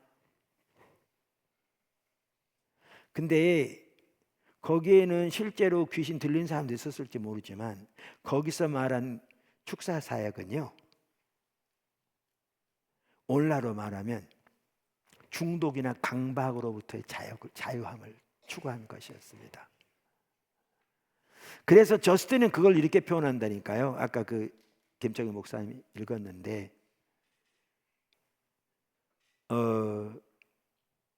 저스틴은 사람들을 종과 노예로 부리려는 마귀의 행태에 대해서 말하고 있는데요, 그리스도인들은 말씀을 듣고 그 마귀와의 관계를 끊었다라고 표현해요. 축사 사역을 통해서. 그러면서 그 당시 그리스도인들이 경험한 특별히 4가지 영역을 언급해요. 그 당시 축사 사역을 통해서. 그게 오전에 읽었더니, 첫째는 성적 유의에 탐닉했던 사람들이 이제 금욕의 기쁨을 누리고, 주술에 중독되었던 사람들이 이제 선하시고 영원하신 하나님께 헌신하고, 부와 제사를 늘리는 일에 기쁨을 누렸던 사람들이 이제 가진 것을 공동기금으로 모으고 필요한 사람들과 함께 나누고, 서로 증오하고 죽이고, 다른 족속 사람과는 풍습이 다르다고 절대로 상종하지 않던 사람들이 이제 함께 살면서 원수를 위해 기도하는 것. 그러니까 이러한 삶을 위해 축사 사역한 거예요. 영향력을 끌은 거죠. 모을 때마다. 좋은 예가 키프리안. 그는 상류층 사람이거든요. 말씀드린 대로. 근데 부의 축적, 소비 행태, 사회적 지위가 지니는 그 서열에 따르는 차별의 속박에서 예수님을 통해 놀라운 자유함을 얻기 위해 그토록 추구했고요. 그는 결국 그 자유함을 발견한 사람이거든요.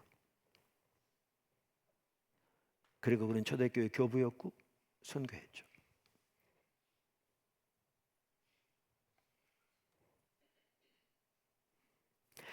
이렇게 회심이 됐는데 그 알렌 크라이더 박사는 교회가 합법화되고 나중에 국교화되면서 어떻게 회심이 변질되었는가를 말해요. 그 회심의 변질에서.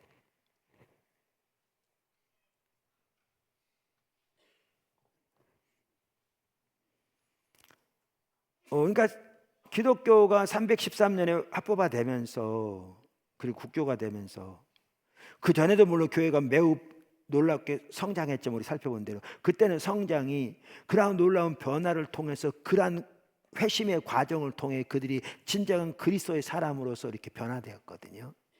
근데 이제는 기독교 합법화될 뿐만 아니라 국교가 되니까 뭐죠?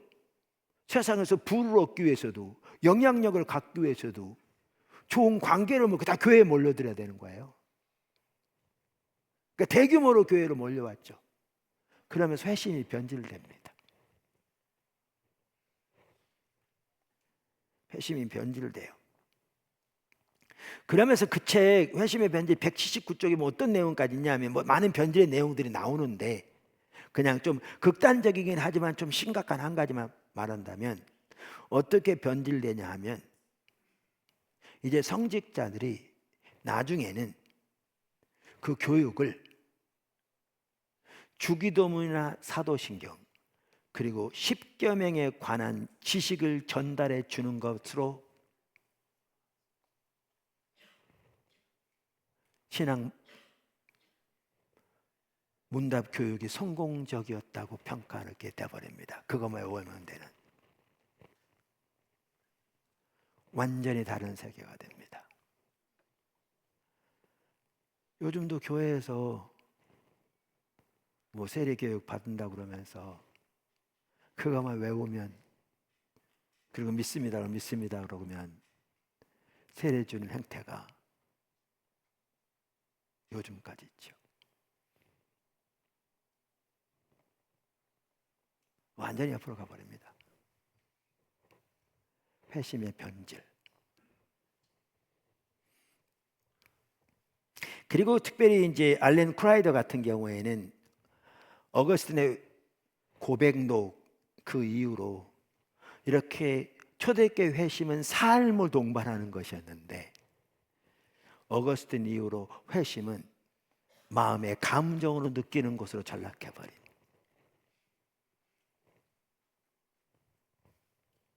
것이 되었다고 말합니다. 세 번째 belonging, 그러니까 아까 말한 대로 회심의 세 가지 요소, belonging, 소속, 교회에 더해진 거죠. 교회에 더해진 거죠. 그들이 신앙 문답 교육을 마치고 침례를 받고 그 당시 다 물에 들어가는 세례는 나중에 생긴 거고요. 특별히 유아 세대는 6세기부터 나왔습니다. 주로 6세기부터.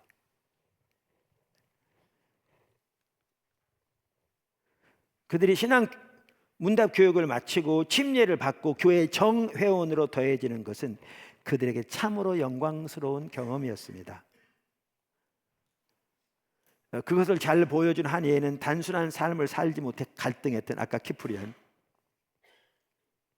키프리안의 침례 경험이었습니다. 알렌 크라이더는 그것을 이렇게 표현합니다. 그의 세례의 경험이, 번역자가 세례로 번역했습니다. 경험이 모든 것을 바꾸었다고 했다. 물세례로 인한 새로운 탄생으로 과거의 삶의 흔적들은 씻겨졌고 하늘로부터 빛은 화해한 심장으로 부어졌다. 그러니까 reconciled heart, 하나님께 관계가 회복된 심장에 부어졌다는 하늘로부터 빛이. 이 말은 침례 혹은 세례가 구원한다는 게 아니라 그렇게 믿음을 통해서 이제 침례를 받고 교회에 더해진 그 의식 가운데 하나님 함께 했던 걸 말하는 거죠. 성령께서는 이 일의 중심에 계셨다. 키프리아는 하늘로부터 불어 넣어주신 성령의 도움으로 자신이 새 사람이 된 것을 깨달았다. 그리고 이 경험은 그의 삶의 방식을 바꿔 놓았다. 그는 겸손한 모습으로 단순하게 살 수 있었다.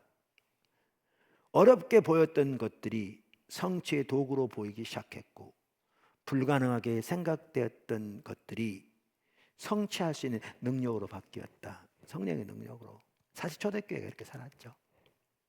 키프리아는 세례를 받은 사람으로서 그가 그리스도인이라는 새 이름만 얻은 것이 아니라 자신이 진정으로 자유롭게 되었다는 사실을 깨달았다. 그리고 그들은 교회 일원으로 받아들여졌습니다. 드디어.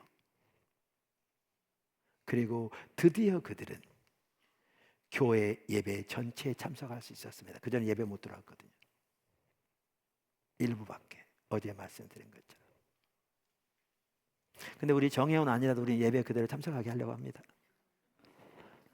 정혜원 아니라도 오이코스도 가게 하려고 하고, 여기 우리 한 달에 한 번씩 우리 성찬식 하거든요.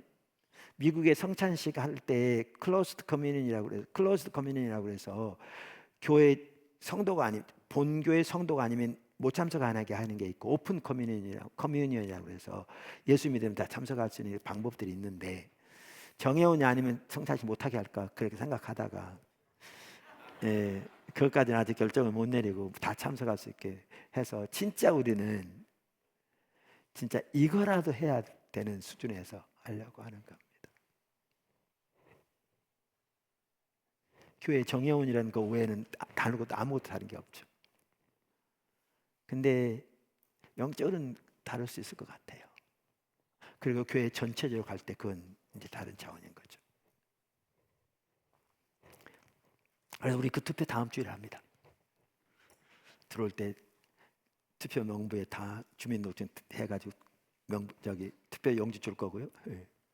우리 투표할 때 그렇게 하듯이 광고 시간에 이제 거기다 새 문항이 있을 겁니다. 찬성, 반대, 득탁.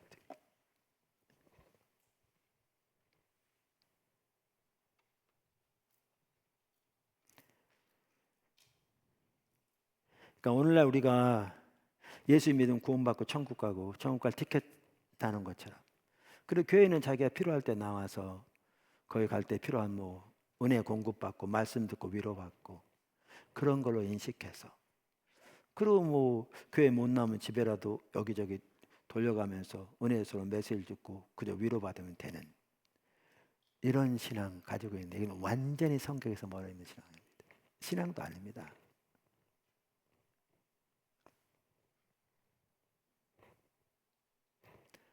성교의 소명이 어디 있으며, 하나님이 이 땅에서 그 하나님의 성교를 위해 세우신 공동체, 그리고 그 공동체가 어떻게 돼야 될 것에 대한 그 부르심이 어디 있으며, 성경 이야기로 무장되어서 함께 그렇게 하나님의 나라 건설을 위해서 헌신하는 그 자세와 그 태도는 어디 있습니까? 아무것도 없는 거죠. 모든 게 자기 만족과 위한 거죠. 자기 필요에 따라 완전히 타락한 자기중심적 신앙, 그걸 신앙생활이라고 이해하는 이 시대.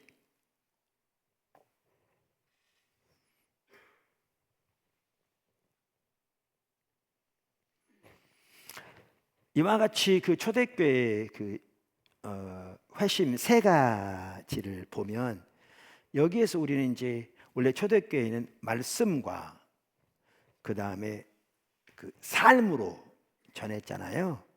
그런데 이 회심 가운데 그렇게 말씀과 삶으로 무장되어지고 살도록 그렇게 어떻게 추구했는가를 지금 보았습니다. 그럼 세 번째 아까 뭐라고 그랬냐면, 말씀과 삶과 뭐라고 그랬죠? 행위로 그랬잖아요. 이제 행위에 대한 부분을 살펴보는 겁니다. 아까 여기 말한 행동이라고 한 거는 그 삶을 말했던 거고요. 제가 말한 행위는 이제 큰 두 번째입니다. 초대교회는 행위로 하나님 나라를 전했습니다.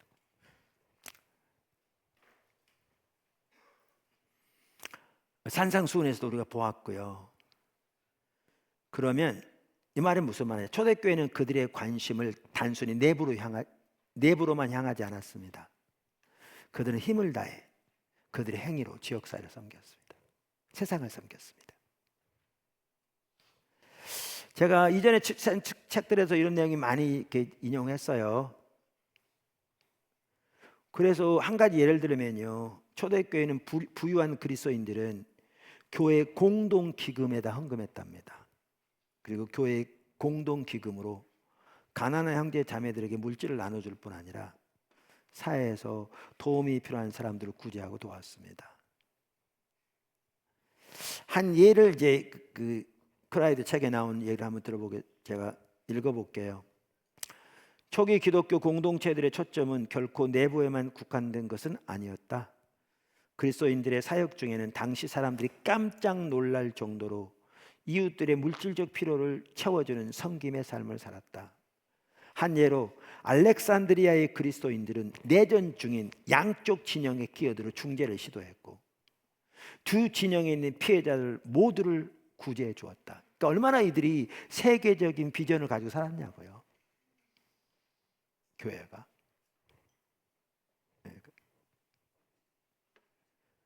비록 수는 많지 않았을지 모르지만 그 당시에. 물론 그렇게 그쯤이 그렇게 적진 않았겠죠. 카르타고의 그리스도인들은 252년에 끔찍한 재앙으로의 피해를 입은 이교도들을 돌봐주었다. 조금 더 제가 이걸 나눌 거거든요. 다시 그리스도인들은 많은 지역에서 자기 신자들 뿐 아니라 피해를 입은 이교도들도 환대하고 구제하였다. 기독교 신앙을 저버린 율리아누스 황제의 경우, 이 사람은 배교한 사람이에요. 배교자예요. 그래서 율리아누스 황제는 다시 이교를 로마의 국교로 다시 돌이키려고 시도한 사람이에요. 기독교를 다시 버리고 배교자거든요.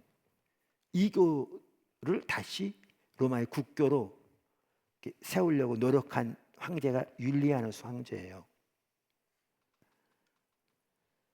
근데 이 황제의 경우도 이런 그리스도인들의 자비로운 사역을 칭찬했으며, 그가 360년대 들어 이교도 신앙을 다시 로마 제국의 국교로 삼는다는 것이 쉽지 않음을 발견하기도 했다. 왜 쉽지 않았는 줄 아세요?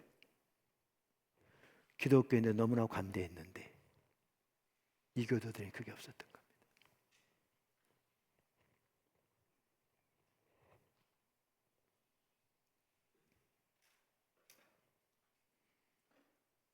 그래서 말씀드린 대로 그는 기독교에 견줄 만한 이교도의 구제 기구를 설립할 목적으로 캠페인을 벌이기도 했는데요. 그의 노력은 결실을 맺지 못했습니다. 그는 이교도 사제에게 편지하면서 사제들이 가난한 자를 외면하고 방치할 때 불경한 갈릴레인들은 이 그리스도인들을 말하는 거죠.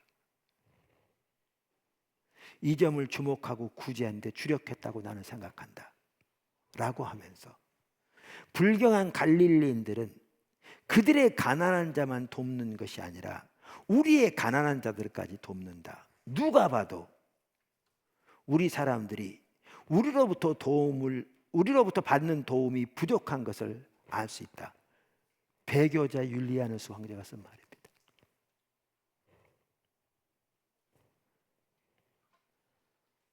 그 로마 제국의 두 차례 큰, 우리 이제 뭐죠? 그 우리나라 그 세계적인 코로나 기간이 있었을 때 많은 학자들이 이 부분 제시했잖아요.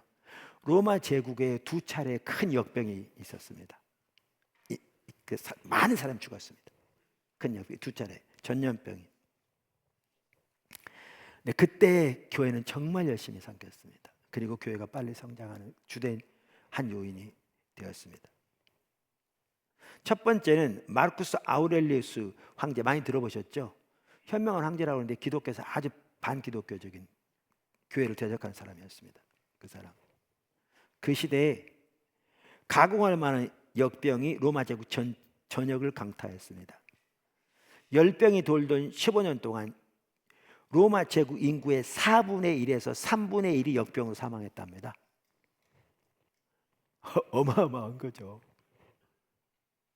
그리고 마르쿠스 아우렐리우스 황제도 180년 비엔나에서 역병으로 사망했습니다. 교회를 대적했던. 그리고 251년, 얼마 되지 않아 동일한 파괴력을 가진 역병이 로마 제국을 휩쓸었고 도시나 농촌 할 것 없이 큰 타격을 입었습니다. 그 당시 그 역병이 한창일 때는 로마시 한 곳에서만 하루에 5천 명이 죽어나갔답니다. 우리 코로나로 사람들이 죽어갈 때 하루에 많이 죽었는데, 지금은 인구라도 이렇게 많은 시대인데 그 당시 로마시 한 시에서 하루에 5천 명이 죽어나갔으니까 어마어마한 거죠.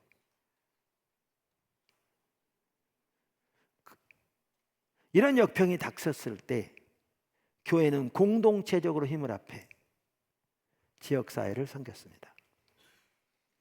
우선 그리스도인들은 역병에 대해 더 훌륭하게 대처함으로써 이교도들보다 월등히 높은 생존율을 보여줬습니다. 보건 이런 부분에서 월등히 잘 대처해서 이 자체만 하더라도 매번 역병이 휩쓸고 지나간 후 그리스도인은 전체 인구에서 차지하는 비중이 커졌어요. 다른 사람 다 많이 죽고 그리스도인 적게 죽었으니까 이 하나만 보더라도. 요즘 사람들 아이 안 낳을 때 우리들이 부지런히 아이 낳으면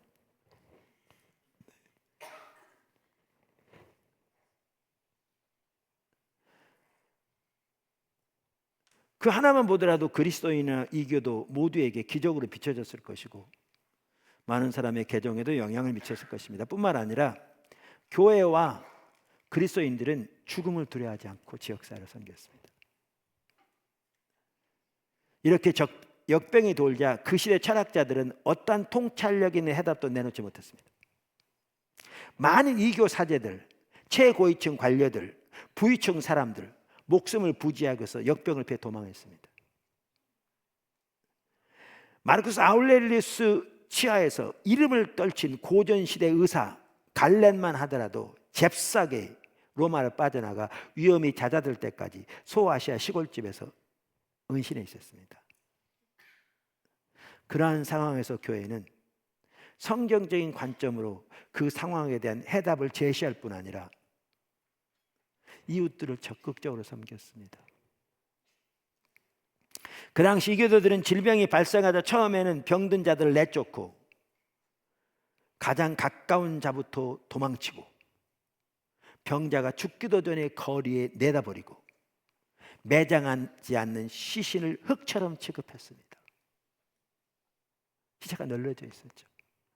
반면에 교회는 병자와 죽어가는 자들을 간호하고 자기 돈을 들여 시신들을 매장했습니다. 그 당시 키프리안 동료 주교인 디오니시우스는 두 번째 역병이 절정에 달했던 260년경 다른 사람들을 돌보다가 목숨을 잃은 한 그리스도인의 간호 노력을 다음과 치사했습니다. 치하한 거죠. 우리 기독교인 형제들은 대부분 무한한 사랑과 충성심을 보여주었으며 한시도 몸을 사리지 않고 상대방을 배려하는 데 온 힘을 쏟았습니다. 그들은 위험을 무릅쓰고 아픈 자를 도맡아 그리스도 안에서 모든 필요를 공급하고 섬겼습니다. 그리고 병자들과 함께 평안과 기쁨 속에 생을 마감했습니다. 그들은 환자로부터 병이 옮자 그 아픔을 자신에게로 끌어와 기꺼이 고통을 감내했습니다. 많은 이들이 다른 이를 간호하고 치유하다가 사망을 자신에게로 옮겨와 대신 죽음을 맞았습니다. 우리 형제들 가운데 가장 뛰어난 사람들이 이런 식으로 목숨을 잃었습니다. 그 중에는 크게 칭찬받는 장로와 집사와 평신도들이 있었고 큰 경건과 강건한 믿음의 결실인 이러한 죽음은 어느 모로 보나 순교와 다를 바 없습니다. 근데 그 당시 그 키프리안의 설교는 큰 울림이 되더라고요. 왜냐하면요 250년에서 251년 사이 데시우스 황제 때 박해가 있었습니다. 그때 카르타고 지역의 많은 그리스도인들이 그 박해로 죽었습니다. 핍박받아서 250년, 251년 그 사이에. 그래서 배교한 사람들도 있었습니다. 그런데 그때 251년 말경에 역병이 돈 겁니다. 그러니까 251년 사이에 큰 박해가 사람들이 많이 죽었고 핍박을 받아 죽었고 바로 그 지역에 251년경 말경에 그 역병이 돈 겁니다. 그 바로 몇 개월 후에.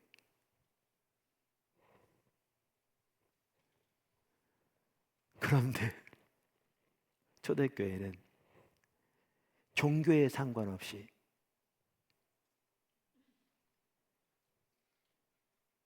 그 위험 속에서 그러니까 많이 죽었죠.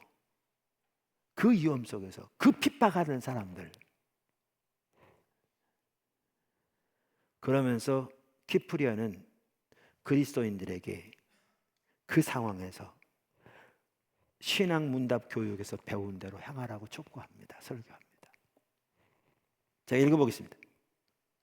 우리가 단지 우리 그리스도인들만을 소중히 여기고 우리끼리만 친절을 베푼다면 놀라운 일이 아니지만, 세리나 이교도들이 하는 것 이상으로 선으로 악을 이기고 하나님께서 관용을 베푸신 것까지 관용을 베풀고 원수조차도 사랑하며 주님께서 권고하신 대로 핍박하는 자의 구원을 위해서 기도한다면 우리는 온전하게 될 것이다.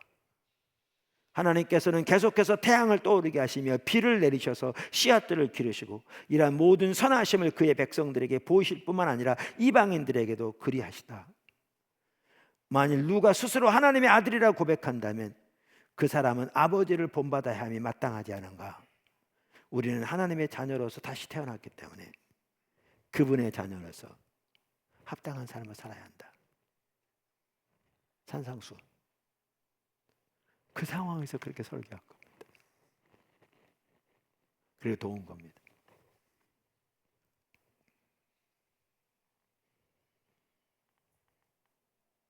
카르타고에 살던 그리스도인들에게는 그 역병이 최근에 자기들을 핍박하던 원수들을 사랑할 수 있는 기회였던 거죠. 제가 설교하지 이렇게 하지만요, 되게 부끄럽습니다, 사실.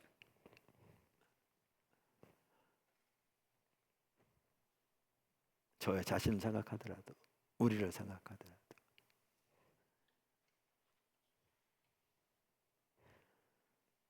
그러면서 우리는 아까도 말한 대로 엎어지 코 깨질지 몰라도 그렇게 배워가기 원하고 자라가기 원하는 거죠. 주님의 도움으로.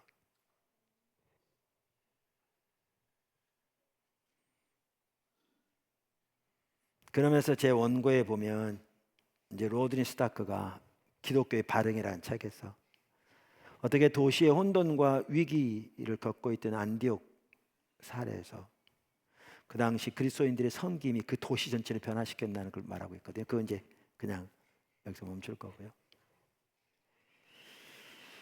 그래서 이걸 보면 예수님이 오셔서 말씀과 삶과 행위로 하나님 나라를 전하시고 우리에게 그렇게 하라게 하시고 초대교회는 그렇게 했어요. 그런데 우리가 초대교회 회심의 세 가지 요소들을 같이 살펴보면서 이렇게 보면 성경 시대뿐만 아니라 그 이후로 초대교회